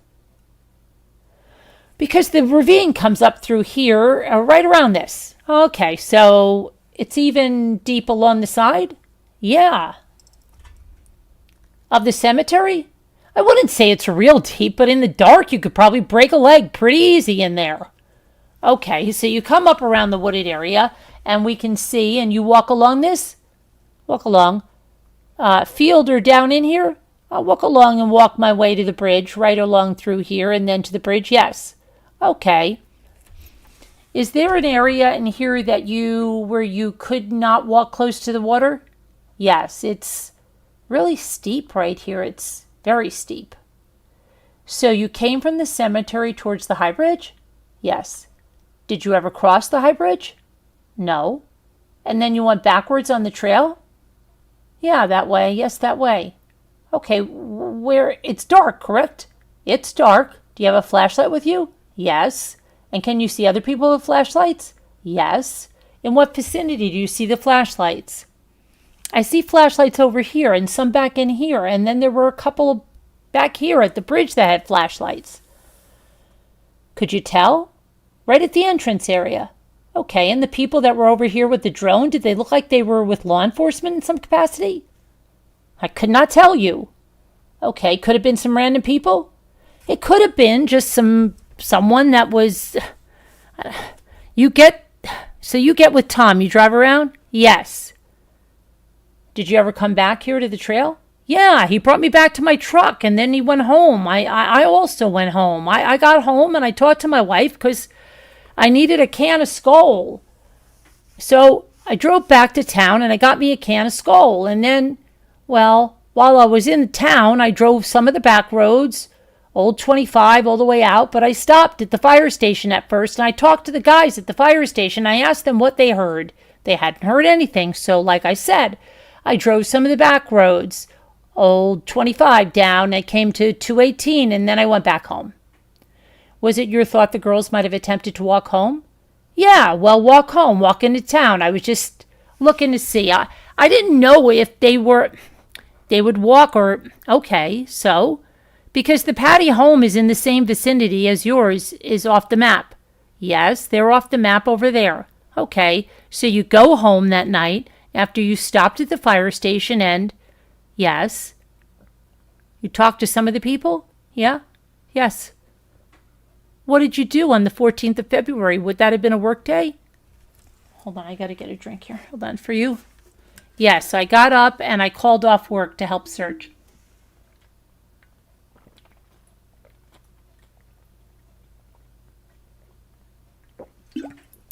Okay. I asked the wife if she heard anything or saw anything on Facebook, and she said she had not seen anything. So I went ahead and I called up work to help with the search, if there was one. I drove into town. I'm not sure of the time. It was still dark. Okay. I drove into town. I got a cup of coffee. I talked to John Randall. He was going to work at the police station. And after I got done talking to him, we talked for a little bit. I drove back home because my daughter was getting ready for school. And then I drove back into town after she got ready and gone. After I went to the Stone House, I met Tom and his father-in-law at the Stone House. Now, just so the jury knows, the Stone House is a local restaurant. Yes. Is that correct? Yes. Okay. It's a restaurant? And it's in the downtown area? Yes. Did you take your daughter to school or did she transport herself? No. She got on the bus. On the bus. Okay. So you're at the restaurant. Yes. And what happens from there? Drinking coffee. And then we went across because they was doing the thing over at the firehouse. So we went across to see what was going on over there. And that's when they were talking about this search and everything. And Mr. Mullins, Officer Mullins, he seemed to be heading it up and giving us the phone number and everything and got the searchers ready. So did you collect that phone number of Steve Mullins when you were at the meeting in case you needed it later? Yes. Prior to that, you would not have had it? No. Did you know that he was the Delphi chief of police? No. So you got a phone number. What area did you go to search, and who goes with you? Me and Tom, we went together. We came out because they said they was going to be using helicopters and stuff and fly them over this area here. And what area are you referring to? The trail? This. Yeah, the trail area. Okay. All this area here. So we come out this way over here. This way. And you're pointing to the right side of the map. Yes. East of the cemetery? Yes. We went over this way. There's a couple of fields over there and farms along the creek. So we went over there. We looked over there. There used to be, years ago, there used to be a cave in the side of, I don't know, the hillside or whatever. There used to be a cave in there. So we went in there to check and see if maybe they had gotten in the cave, and the cave had been collapsed long before that. So there were trees over it. So we moved on and checked a couple of other places. And then when we got done looking where we looked, we went back to Tom's house because he was getting some wood cut up. He has a sawmill. We went back to his place, messed around a little bit, and then I went home. I got a call from my daughter, and she wasn't feeling well at school, so I went to school and I picked her up. What time of day do you think that was? I'm going to say 10:30, 11 maybe, I'm not sure. So mid-morning? Yes. Okay. So she wasn't... You take her home? Yes. All right. And then, like I said, I picked her up, took her home, got her home. We sat down a little bit, ate lunch. I thought at that time they had... Step across here. Okay. This is where the building here, I think it was where they were set up for a command center. And what do you mean by a command center? Where do you see there? Well, I never got there. Oh, okay. You heard about it? Yes. I heard they had a command center set up here. There. Okay. I think they put a trailer there or something. They were working out of it. So I left my house. I was going up to the command post to see what was going on. And that's when Tom Mears called me and he says, hey, I just got a phone call from Shane Haygood and they seen something along the creek. And he said, if you can go look there. Tom told me to. He was asking me if I could go look. So I told him, yeah, sure. So I come back to the cemetery. I pull in. I park right up here in this area. Same as the day before? Yep, right here in this area, yes. And at this point, do you know Shane Haygood? No, I don't. And do you know anything about this area where they are? No, all I know is that they're across the creek on that side. On the south side, yes. So how do you communicate with the people on the other side of the water? Well, Tom told me they've seen something, so I came to the cemetery and I tried to call Shane because he gave me the number, his phone number. So I tried to call him and he didn't answer. So I proceeded to come across the way here on the east. Right. Okay, yes. And that'd be the east side. There's a gate. And I come across through the gate. And he called me after I got through the gate. And he called me back and said they'd seen something. Wait, who's he? Shane Haygood. And is that private property at that point outside that cemetery? Yes, it is. Okay. Yes, it is. Is it marked? I don't know if it is or not. Okay.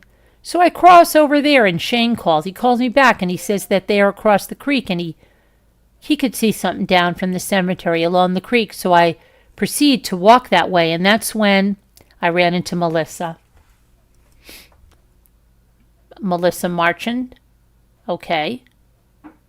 And me and her talked, and she was coming from this direction somewhere, and we met right in here. And we spoke for a little bit, and I told her that Shane had just called and said that they had seen something by the creek. And they also said that the fireman, that was a fireman walking along the creek, go towards the firemen. So that's the direction we went. At this point, when you come up here, can you see the water? Can you see? From here? The water from here. A little bit, but not a lot.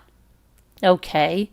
So we proceed to go up towards the creek, and that's when we came across the girls. And what do you mean? What do you do?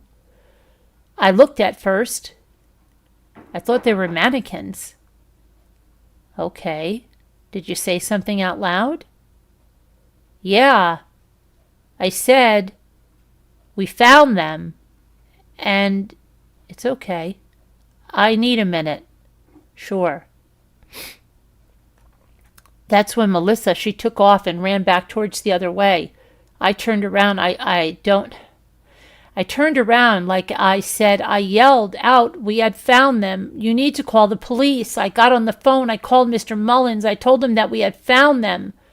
I stood there facing away from them. And then while I was standing there, Ben Mears came from the west with another fellow. And they came and they stopped, and the fireman, he'd come from the west and was here. So I was standing there.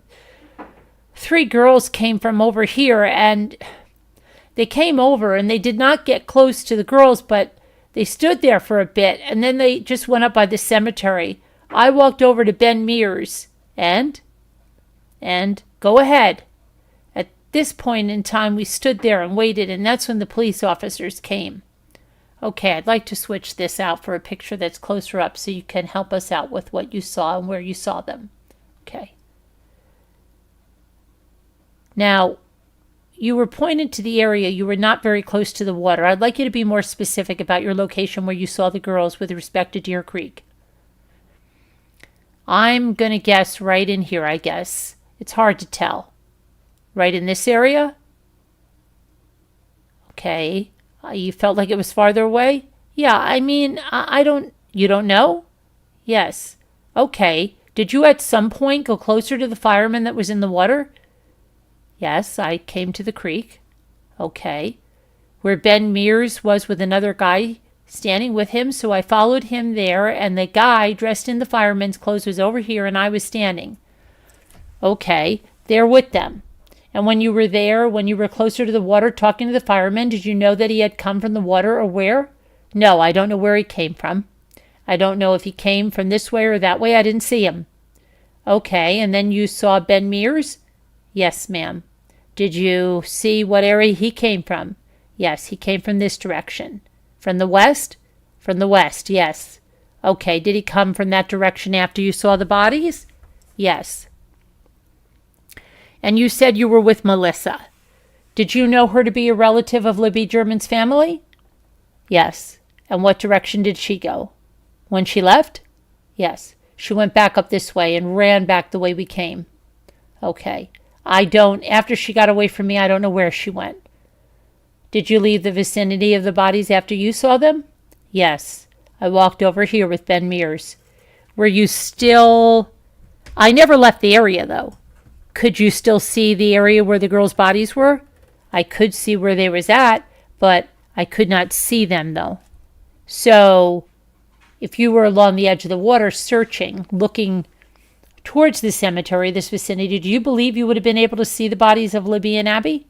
From where I was at? No. How close did you get to the bodies? Roughly 5 feet, right in there? Were you any closer than you and I standing here? Probably this distance. Okay, and did you see anyone when you got closer to the bodies? No. Did you have a firearm with you that day? No, I did not. Could you see Shane Haygood that was on the other side of the water giving you directions? No, I didn't see anybody on the other side of the water, but I really wasn't paying attention after you saw. We found the girls, yes. Did your police arrive before you left? Yes. And what happened when the police arrived? We were standing here. I was standing there. Ben, the other guy, and that guy in the fire department garb. The police officers came down, and that's when they kind of took our information. And then they asked us to leave the way we walked in. So you see law enforcement come from the cemetery area? Yes. And those are the first police officers you see? Yes. And when you leave the same direction that you came? Yes. Yes, ma'am. And what about the other civilians that were in that area with you?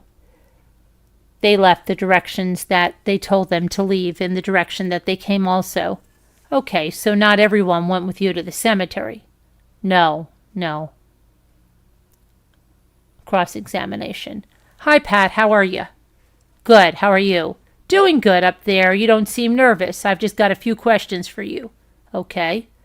You said on your direct examination that up near, this is the cemetery, yes, that you could hear people from the bridge when you were up here at the cemetery? Yeah, that was the day before, on the 13th. Yes. So the sound was pretty good from here? Yes. To you?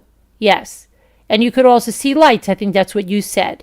Yeah, you could see flashlights. All right, from the cemetery down to the bridge? Well, maybe not all the way down to the bridge, but you could see lights in the woods there, yes.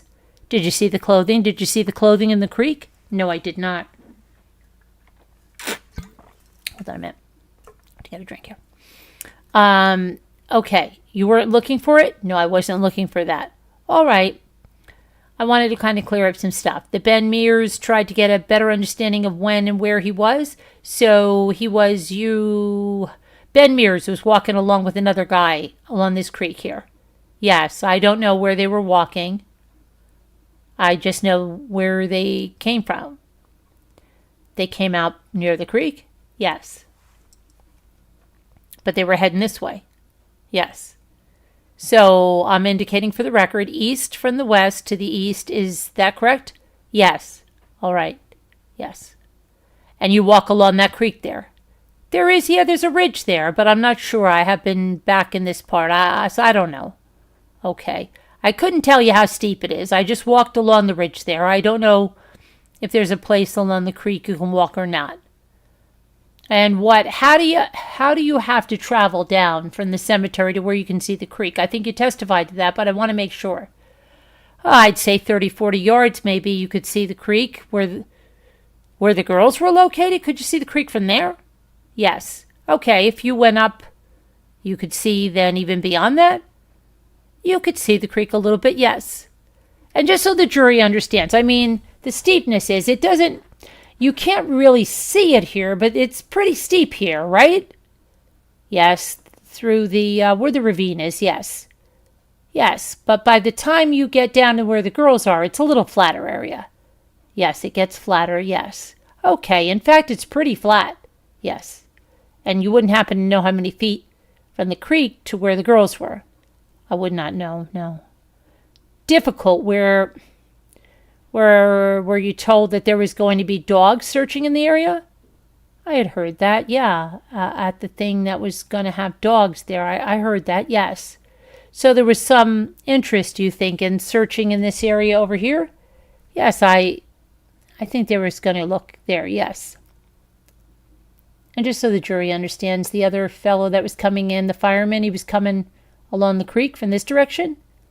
That's yes, from what I could see, that's where he was coming, yes. And then there were these 3 girls, and they were more up here in this area. Is that what you're saying? Well, when I seen them, they had come from that area, yes. Okay, but were you able to get down to this area where you were? Yes, I'm not sure which way they took, but they got to me, yes. So they could get from this upper area to this lower area, correct? Oh, yeah, you could. Okay, but it's very steep. There's some steep areas in that. Sure, for guys of a certain age, maybe a little bit difficult than others. Yeah, some older guys, yes. Yeah. So when you called Steve Mullins, yes, where were you on here? I was standing facing away from the girls, so... And you had your phone service there? Yes, I did. You did. A bunch of police officers had arrived fairly quickly after you made your phone call. Is that correct? Well, the two showed up and they came and took our information and everything, and shortly after that we were leaving and they were coming in, yes. Yeah, and you described it in the past as a bunch of police officers coming down. Yes, there were several, yes. Okay, they were in uniform? Yes. Guns? Yes. And they walked in the area where you were? Yes, they walked straight in that area, yes. In fact, you encountered as you walked up there, where they were from down here, I mean, you walked all the way up to the cemetery at some point in time, right? Yes. And you encountered... Oh, go ahead, I'm sorry. No, I wasn't saying anything. Okay, I was just answering. And you encountered police all the way up there as you were walking up to the cemetery? Yes. Lots of police, correct? There was a few. You're a deer hunter. I know that from because of... Yes. Is that correct? Are there a lot of scavenger-type animals in Carroll County, such as coyotes? Oh, there's coyotes, yes. Buzzards? Yes. Turkey buzzards? Last question. This is, they say you don't ask a question you don't know the answer to, but I'm about to do that. I thought the schools were closed on that. Oh, that's the next day. Yes. Okay, got it. No other questions. Juror questions of Pat Brown. Let's see. They wanted to know who the phone provider was in 2017. He said it was Verizon. You believe it's Verizon? Do you pay the bills in the house? My wife pays the bills. Your wife pays the bills? Yes, I do believe it was Verizon, though. Okay, yes. Another juror question. Approximately how long did it take for the police to get to the spot that the bodies were found in after you found them? Well, honestly, it seems like it takes forever in a situation like that, but I would say 5 minutes at the tops. Maybe. And how fast was the crime scene secured when the people were told to leave the area? Answer, I would say that they took over pretty quick. Okay. And then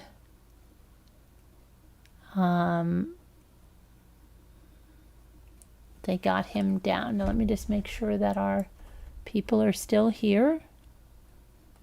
Okay. Hi, everybody. Justina. Heart Made Wise. The jury probably needs a coffee. This case has so many turns. Okay, so let's see.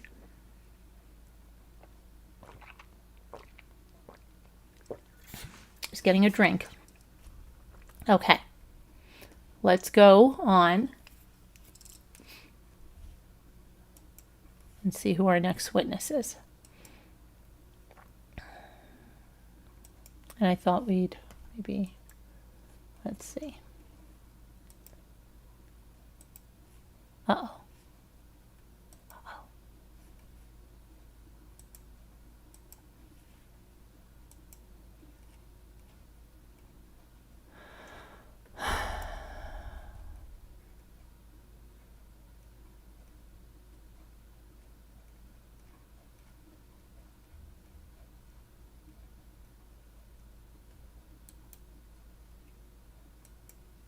This was a drawing of supposed to be Richard Allen in court. Okay, we'll put that on for a little bit.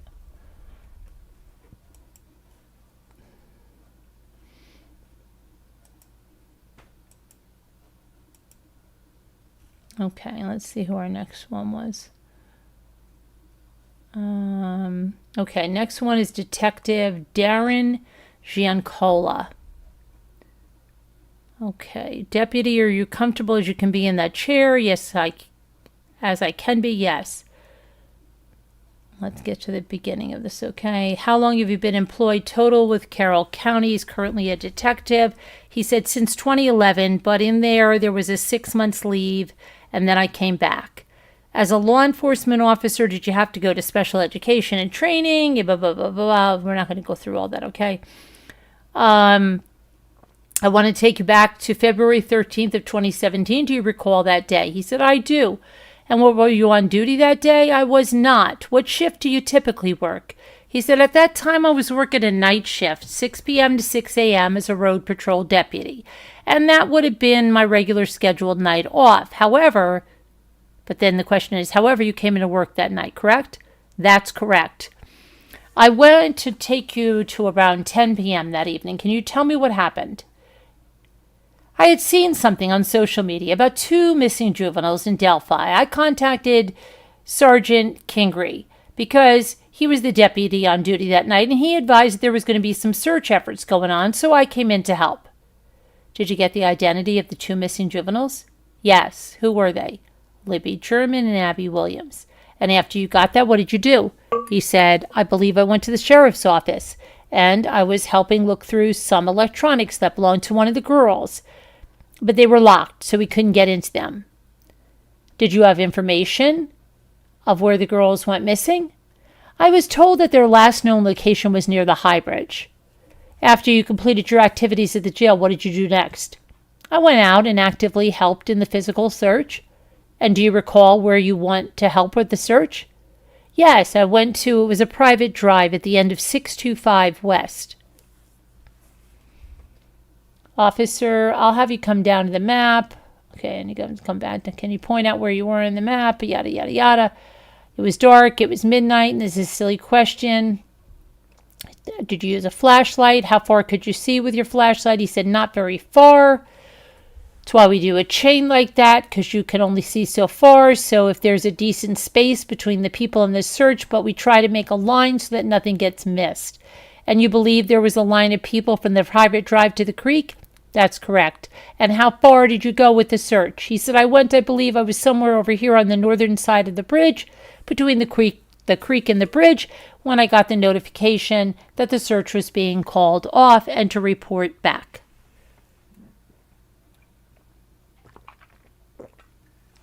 And just for the record, Libby's mother was very upset that this search was called off at 2 a.m. I think they even said 12 a.m. in the documentary.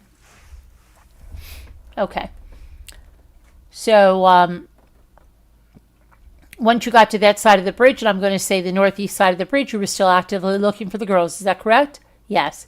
And when you got to that side of the bridge, there's something that stuck out to you in your mind. Is that correct? Yes. Can you tell me about that? So as I got underneath, that private drive goes underneath the bridge and along I guess you could almost call it like a bank under the bridge. And there's a large section of limestone or cinder block. And as I was climbing up on those and looking for anything, I could see a wash of leaves down the side of, hold on, we got to go to the next document. Down the side of course it just drops there, right?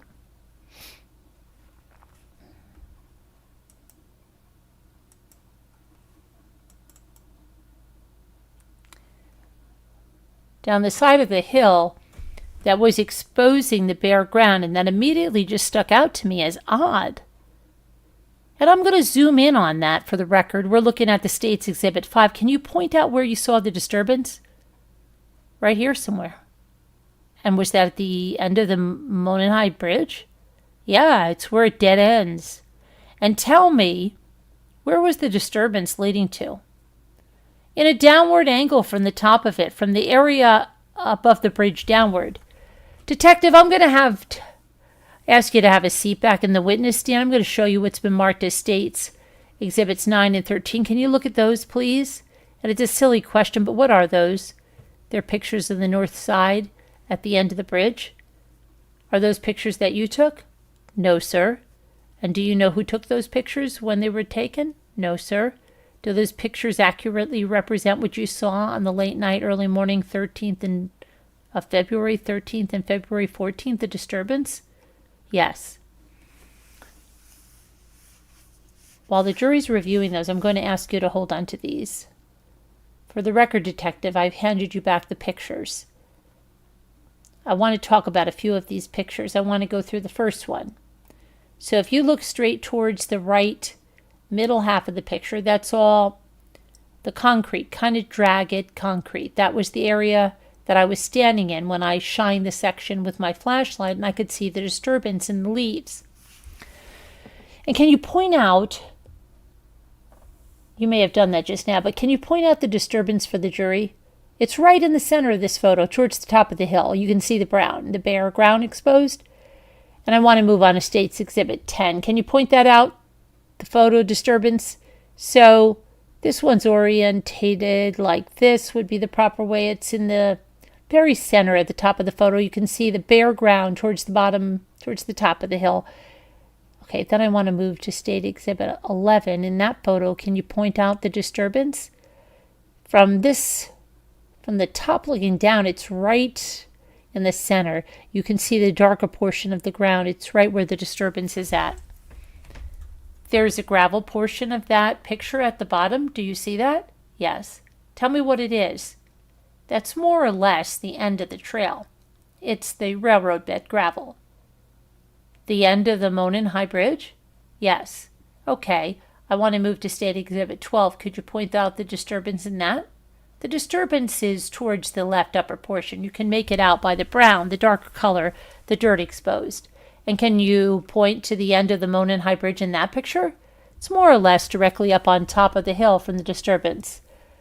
And State Exhibit 13 is just another angle of the end of that bridge? Yes, sir. Okay. After you noted this disturbance, what did you do next? Well, there was a member of the fire department with me, I believe, and I pointed it out to him, and he thought maybe it was from... I don't want you to testify about what he thought. Sorry. But you just pointed it out to a fire department individual? Yes, I brought it to his attention. Did you continue to search after that? Yes. And what time did you end the search that night? I believe it was after 2 a.m., sometime after 2 a.m. On February 14th? Yes, after midnight into the 14th. Okay, at the time you ended the search, what did you do after that? Just go home? Yes, I went back home, and they were going to reassemble at 7:30 in the morning, so I went back home, tried to get some rest. At that point that you ended the search, were you investigating a murder? No. Did you think anything bad happened to the girls at that point?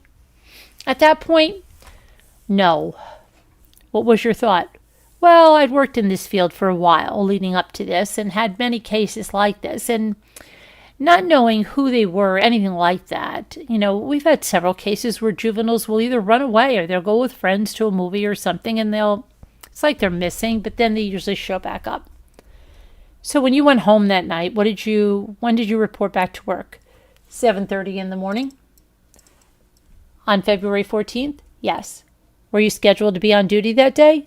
No. And when you reported to work at 7:30, where did you go? Where'd you report to? I believe I reported to the sheriff's office first. And what did you do from there? I did some clerical things like contacting landowners to make sure we could get permission so search parties weren't trespassing, and I did some things like that.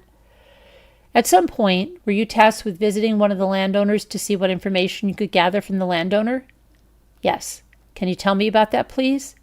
I was sent to an address, I believe it was 575 West, near 300 North.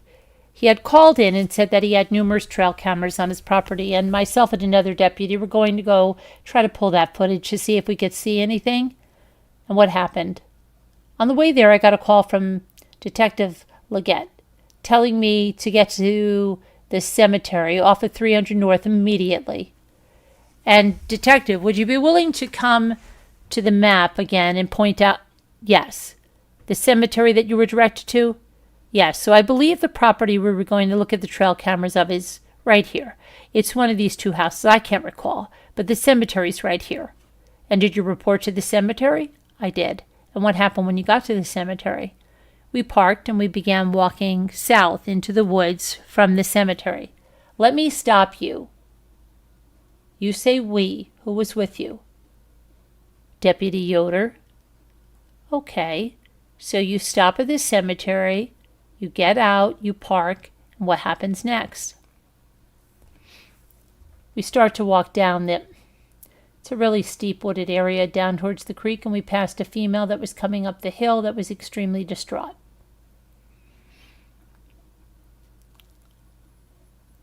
I'm going to zoom in State Exhibit 5. Can you show the jury the patch that you took from the cemetery down to the creek as to the best of your recollection? I don't think I can show the exact path I took, but it would have been just in a southern direction towards the creek from, I believe we parked right here in the corner, and there was a kind of a fence we had to kind of go around, and then we walked straight towards the creek. And did you walk directly to the creek? Yes. And on your way to the creek, did you see the bodies of the girls? No, sir. Why were you going to the creek? We were told that members of the search party had located something there, possibly bodies. So I knew that they were down there. I just needed to get there to them. And they were down near to the water's edge. And did you walk to the water's edge? Yes. And when you got there, did you encounter other people? Yes. How many other people did you encounter? I believe there were 4 people on the north side of the creek, and then there was a few people on the south side of the creek directly across from where we were standing. And was Deputy Yoder with you as well? Yes. Okay. When you got to the creek, what did you see? I had to ask everybody, point me what are you talking about? And everybody was pointing into the water, kind of directly in front of me. And that's when I looked over and I could see a multicolored shirt. And I believe a tennis shoe was stuck in the roots that come out and into the creek from the creek bank. And that was in the water? Yes. Okay, I'm going to ask you to have a seat back in the witness stand, please. And I'm going to show you what's been marked as States Exhibit 14 through 17. Can you please take a look at those exhibits? I'm sorry, Detective, have you had the opportunity to look through those photos? Yes, sir. Do those accurately depict what you saw in the creek on February 14th, 2017? Yes. Did you take those photos? No, sir. Do you know when those photos were taken? I do not. And are those a true representation of what you observed on that day in the creek? Yes. Detective, I want to draw your attention to the first picture. Can you point out to the jury where you were when you approached the creek? Where were you standing? So in the picture, you can kind of tell that that's a picture taken at the creek level, and it's kind of, the topography kind of goes up and it's elevated. I was standing on the elevated portion looking down at the debris that's in the very, very center of this photo. I want to move on to the next picture. Can you describe that picture to the jury? This would be more or less be my vantage point that I described of where I was standing facing down. Can you point out where you saw the clothes at that picture? They're on the left section of this photograph in this rooted kind of debris looking material in the water. Okay, and then in the next 2 photos, can you describe those to the jury, please? Again, in this one, it would be like my vantage point of looking down into the water when I first got there, and you could see like a multicolored piece of clothing in the left section of the brush, and then there's this like black, white Nike shoe in the center, and then move to the last picture, please. Is that a close-up of what you observed in the creek that day? Yes, it is. Can you point out the shoe that you saw? The shoe's right there in the center. It's upside down, light sole, and I think it's a white Nike shoe. And you mentioned a multicolor tie-dye shirt that you saw. Can you point that out? That is in the top portion of the debris in this photograph. Thank you, Detective. After you observed the clothes in the creek, what happened next? There was some conversation there was people across the creek kind of hollering out to us. There were searchers on the other side of the creek, and they were talking to us, and one of the searchers on our side of the creek said that they believed the girls' bodies were back behind us a little ways, kind of to the northeast of where we were at. When you say back behind you to the northeast, you're meaning this direction? Yes. Okay, on your walk down the creek, did you see the bodies? No. After the search party members told you the bodies were behind you, did you turn around and look? Yes. Could you see them from your vantage point? I could see something that was kind of stuck out like a bright, like a whitish color, but I couldn't tell what it was from where I was at. I still kind of needed them to direct me, and what I asked them, was it over here? And I went that direction. Did Deputy Yoder go with you? Yes. And what did you see? The bodies of both girls deceased. Can you describe what you saw? One was nude, the other was clothed. And did you recognize who they were? Yes. How did you recognize who they were? Based off of the photographs they were circulating around. Were they deceased? Yes. Did you notice any injuries on the bodies? Yes. Can you tell me about that? Both had large lacerations to their throat. Did you notice blood in other areas? Yes. Can you tell me more about that, please? Both had a substantial amount of blood on their person and underneath them. How close did you get to the bodies? Maybe about 10 yards. When you approached the bodies, was anyone else around them? No. And after you observed the bodies, did you attempt any life-saving measures for these two girls? No, sir. Why not? It was apparent that they were deceased. Once you saw where the bodies were located, do you have an estimate of how far away you were from them when you left the cemetery and walked down to the creek initially? It couldn't have been more than 30 or 40 yards. And during your walk down to the creek, did you notice them at all? No, sir. Upon discovering the bodies, what did you do next? I immediately contacted I had Deputy Yoder begin taking down the names of the people that were on our side of the creek, and I contacted Detective Leggett via telephone immediately, and I told him what I had discovered. What'd you do after that? I stood by to make sure no one accessed the crime scene until the proper people got there. During your time as you're standing there, did anyone get near the bodies? No. Did anyone access where you were standing, meaning within 10 yards of the bodies? No. How long was it before the other officers arrived? It was not very long at all. Within minutes, some troopers started showing up and investigators started showing up. When you say troopers, do you mean officers with the Indiana State Police? Yes, sir, I'm sorry. And were officers with the Indiana State Police the first to arrive? Yes, yes. Okay, once they arrived, what'd they do? One of them began a scene log to log everybody in that's in the scene, and then the others put up crime scene tape to preserve the scene. And during the time you were there, once the crime scene was up, did any other individuals enter beyond that crime scene tape? No. Once ISP, troopers, and other detectives got there, what did you do, Deputy and Deputy Yoder? Once the proper investigators got there, we signed out, left the crime scene, and I believe it was Detective Leggett that directed us to the opposite side of the creek, and that's where we were searching that night to make sure no one tried to access the crime scene from that side. And I'm going to direct your attention to State Exhibit 5 again. When you say the other side of the creek, do you mean this side? Yes, sir. And the night before you testified you were searching over in this area? Yes. And when you went to the other side of the creek upon Detective Leggett's direction, did you use the lane or the private drive at 625 to get where you were going? I did, yes.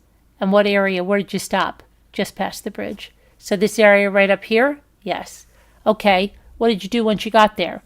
We made sure that everybody had cleared out, and I believe I talked to Shane Haygood briefly, and once I talked to him, we made sure everybody was out of that area and no one was to come back into that area. What was the point of stationing there? Because you could access the crime scene just by crossing the water. And so was it for crime scene security? Yes. How long did you stay there? I stayed there all night. Until the break of light the next day, so all night the 14th until sometime around morning of the 15th? Yeah, sometime around 8 or 9 in the morning, I think I got relieved. When you were relieved, was it light out? Yes. And during the time you were stationed, make sure I make this question clear. During the time you were stationed here for security, was there traffic in or out 625? No. Was there any vehicles egressing or progressing down 625 time you were there? No.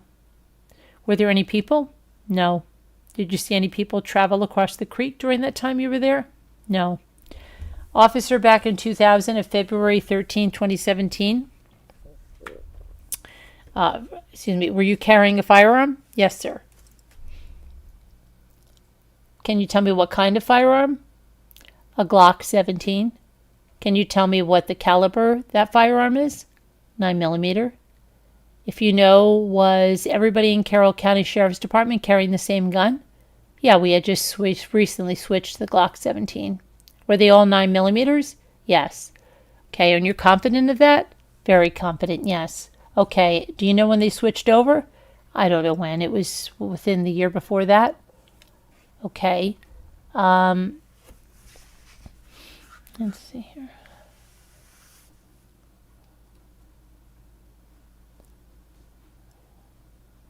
If you could go through that packet, tell me when you're ready. Would you agree with me that those photographs that are right next to the bridge, at the end of the bridge, do not do a terrific job of really detailing how steep that area is from the top of the bridge down to the access road?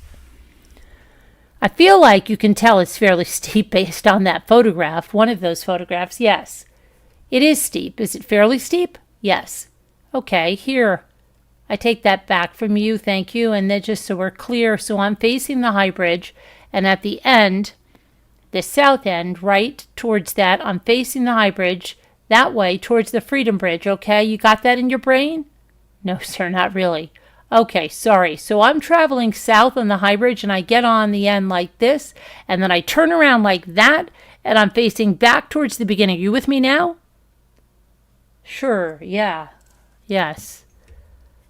Okay, so just to be clear, where those pictures are taken, where there kind of dirt is, that's over there going down that way, right? It's off the main section to the right. If I follow you correctly, which, can you show me on the map maybe? Sure.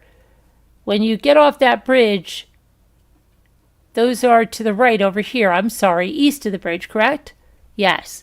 All right, and that's where those slide marks are. To the east? Yes. And then over on the other side, there's kind of it's not as steep for some reason. Is it?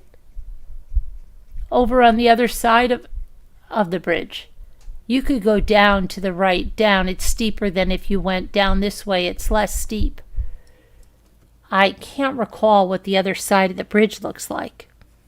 Okay, but based on the steepness of that area, where you saw the slide marks, you weren't surprised to see the slide marks there, I guess. I was surprised. That's why it was brought to my attention when I saw it with my flashlight. It seemed odd.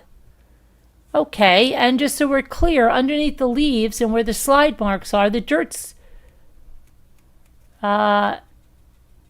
they were done in dirt, right? Yes. And you said you stopped this search around 2 a.m., if I recall. Right, yes, sir. Someone around, a little around 2, a little after 2. And that's before 4:33 a.m., is that correct? Yes. You said that you got on your way to get the trail cam video a second ago. Yes, sir. But then you got a call before that? Yes. Did you ever get that trail cam later? No, sir. Did you know if anybody did? I'm not aware of that. And so the jury understands when you go down from the cemetery, down to where the girls were found, they've also got some steepness to it, doesn't it? Yes, sir. But once you get down here where the girls are, it's relatively flat. Yes. And that's the people that you encountered at near the creek where you came down from the cemetery. Do you know from where they had come? I do not. Were you aware if one of the people that you had encountered had seen the multicolored shirt, for example, from on the other side of the creek? Was I aware that someone on my side of the creek had seen it from the other side? Is that what you're asking? Yeah. No, that was not a great question on my mark, so let me try again. You're fine. There were people on the opposite side of the creek, on the south side of the creek. Yes. So you're on this side, and the multicolored shirt is in the creek right here in this area. Some people are over there on that side. Is that correct? That's correct.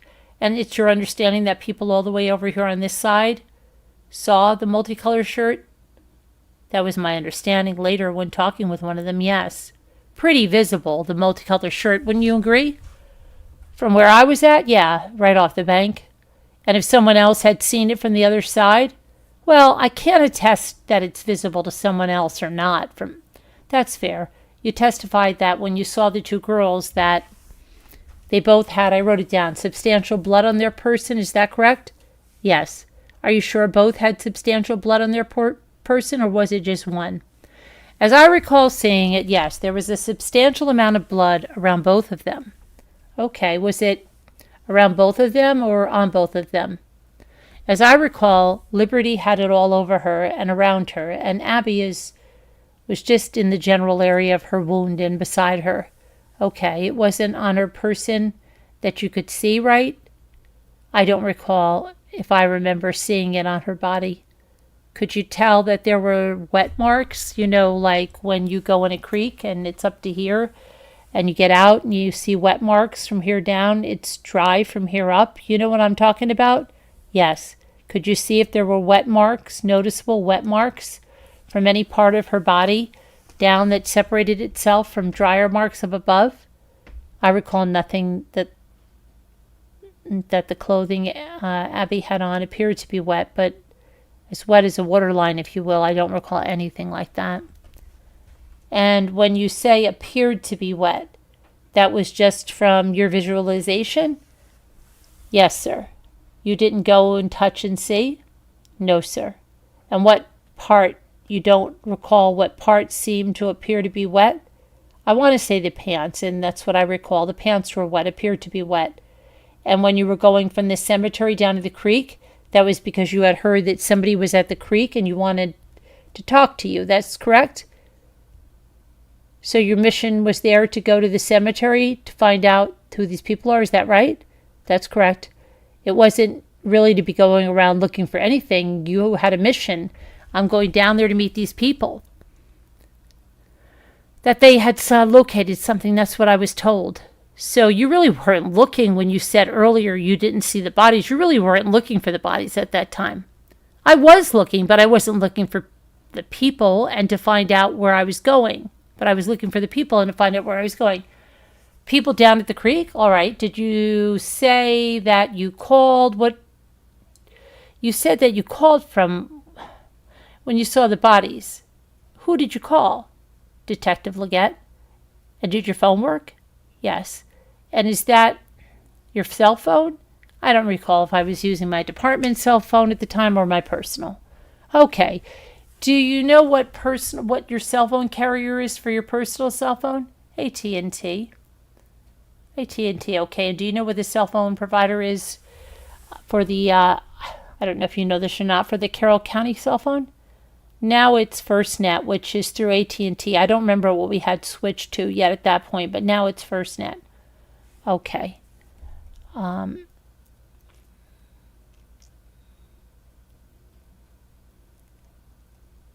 Okay, Mr. Baldwin asked you a question about the area where the girls were found. Do you recall the question? Yes. The area around where the girls were found, was that flat?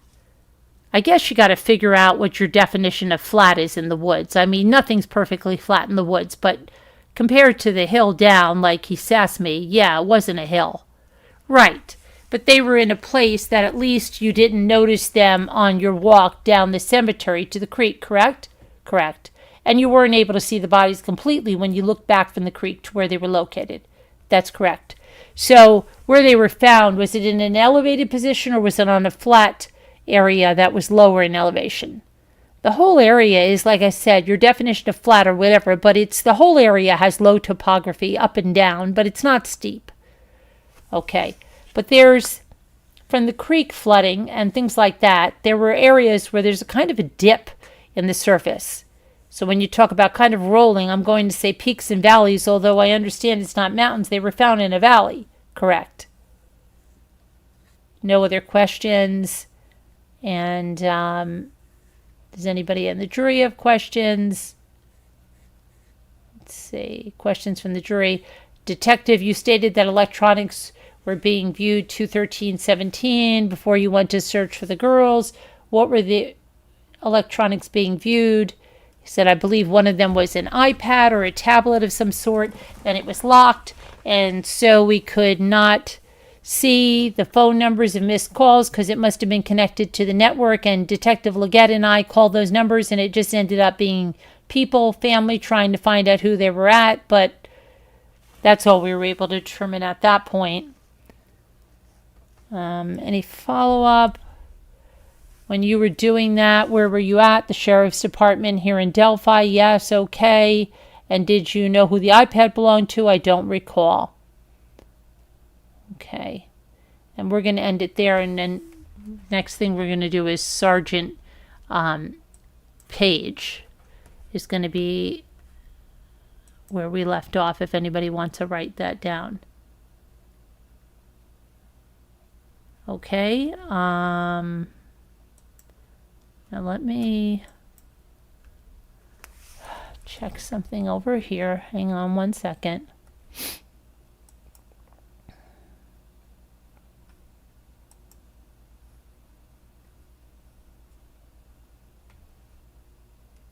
Okay. Hello there, Mark. How are you?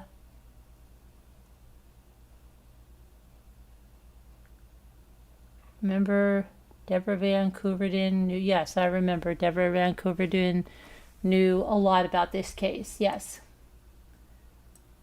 Okay, and then again, I went over all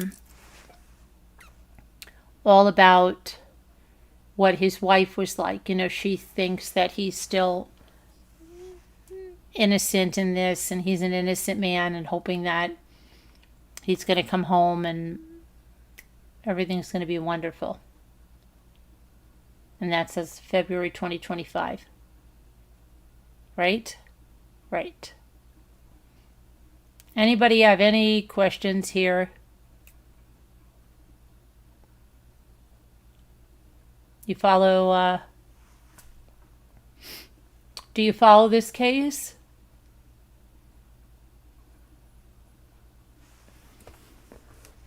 So, again, these are trial transcripts. The trial was not streamed. It wasn't recorded. Nobody saw it. You had to be in the courtroom to see it only. And there was only, I believe, 18 seats a day that people could have viewed the court. So these are the transcripts, and this is as close as we're going to get. The documentary is really good. If you have not seen it, you should see it. We did a members live today where we played it, and may do an encore. We'll see at some point. A very, very good documentary to watch. There's also another documentary that Scooter wants to watch on HBO. She won't tell me what it is because she's afraid if she does, we will watch it without her. So, I'm sorry that she thinks that way.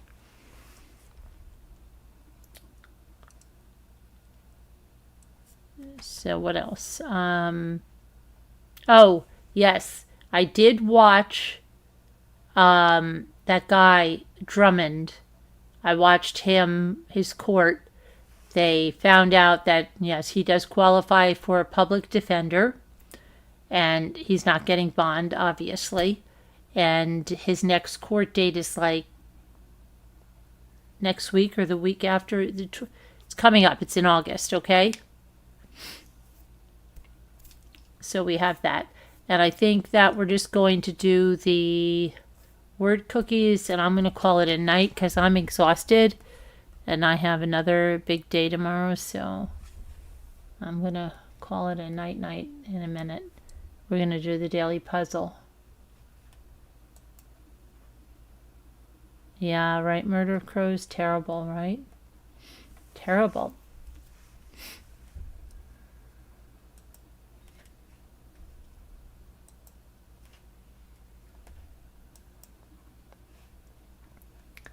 Okay.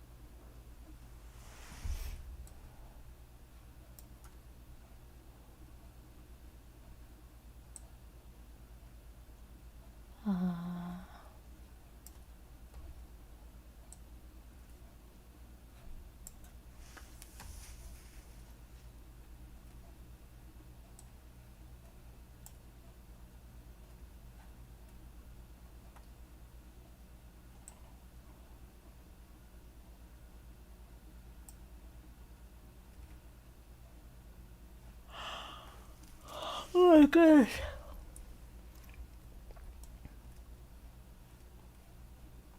Hang on, Murder of Crows.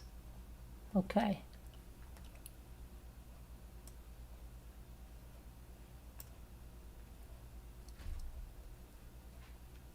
Luck.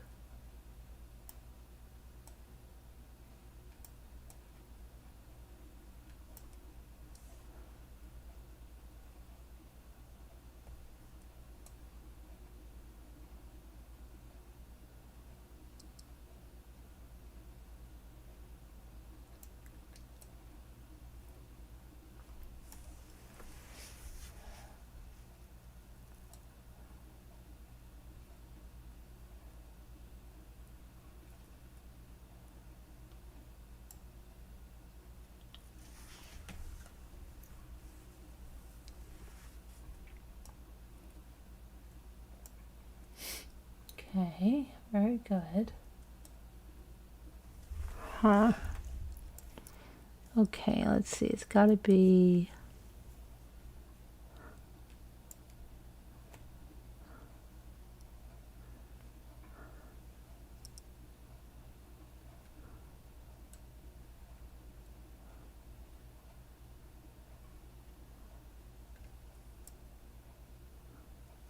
rocks, right? And this one's got to be S-O...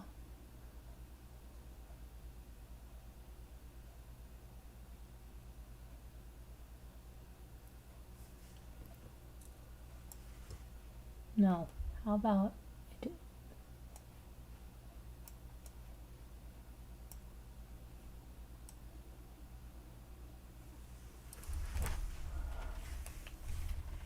S-O...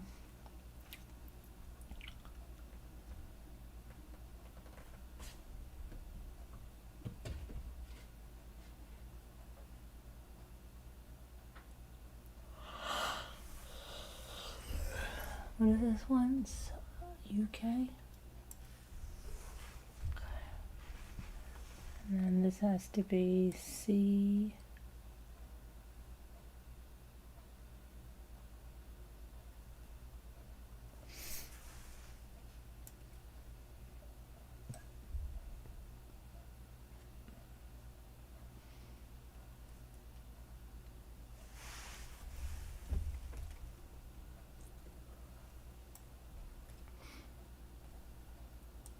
C-O-L-S.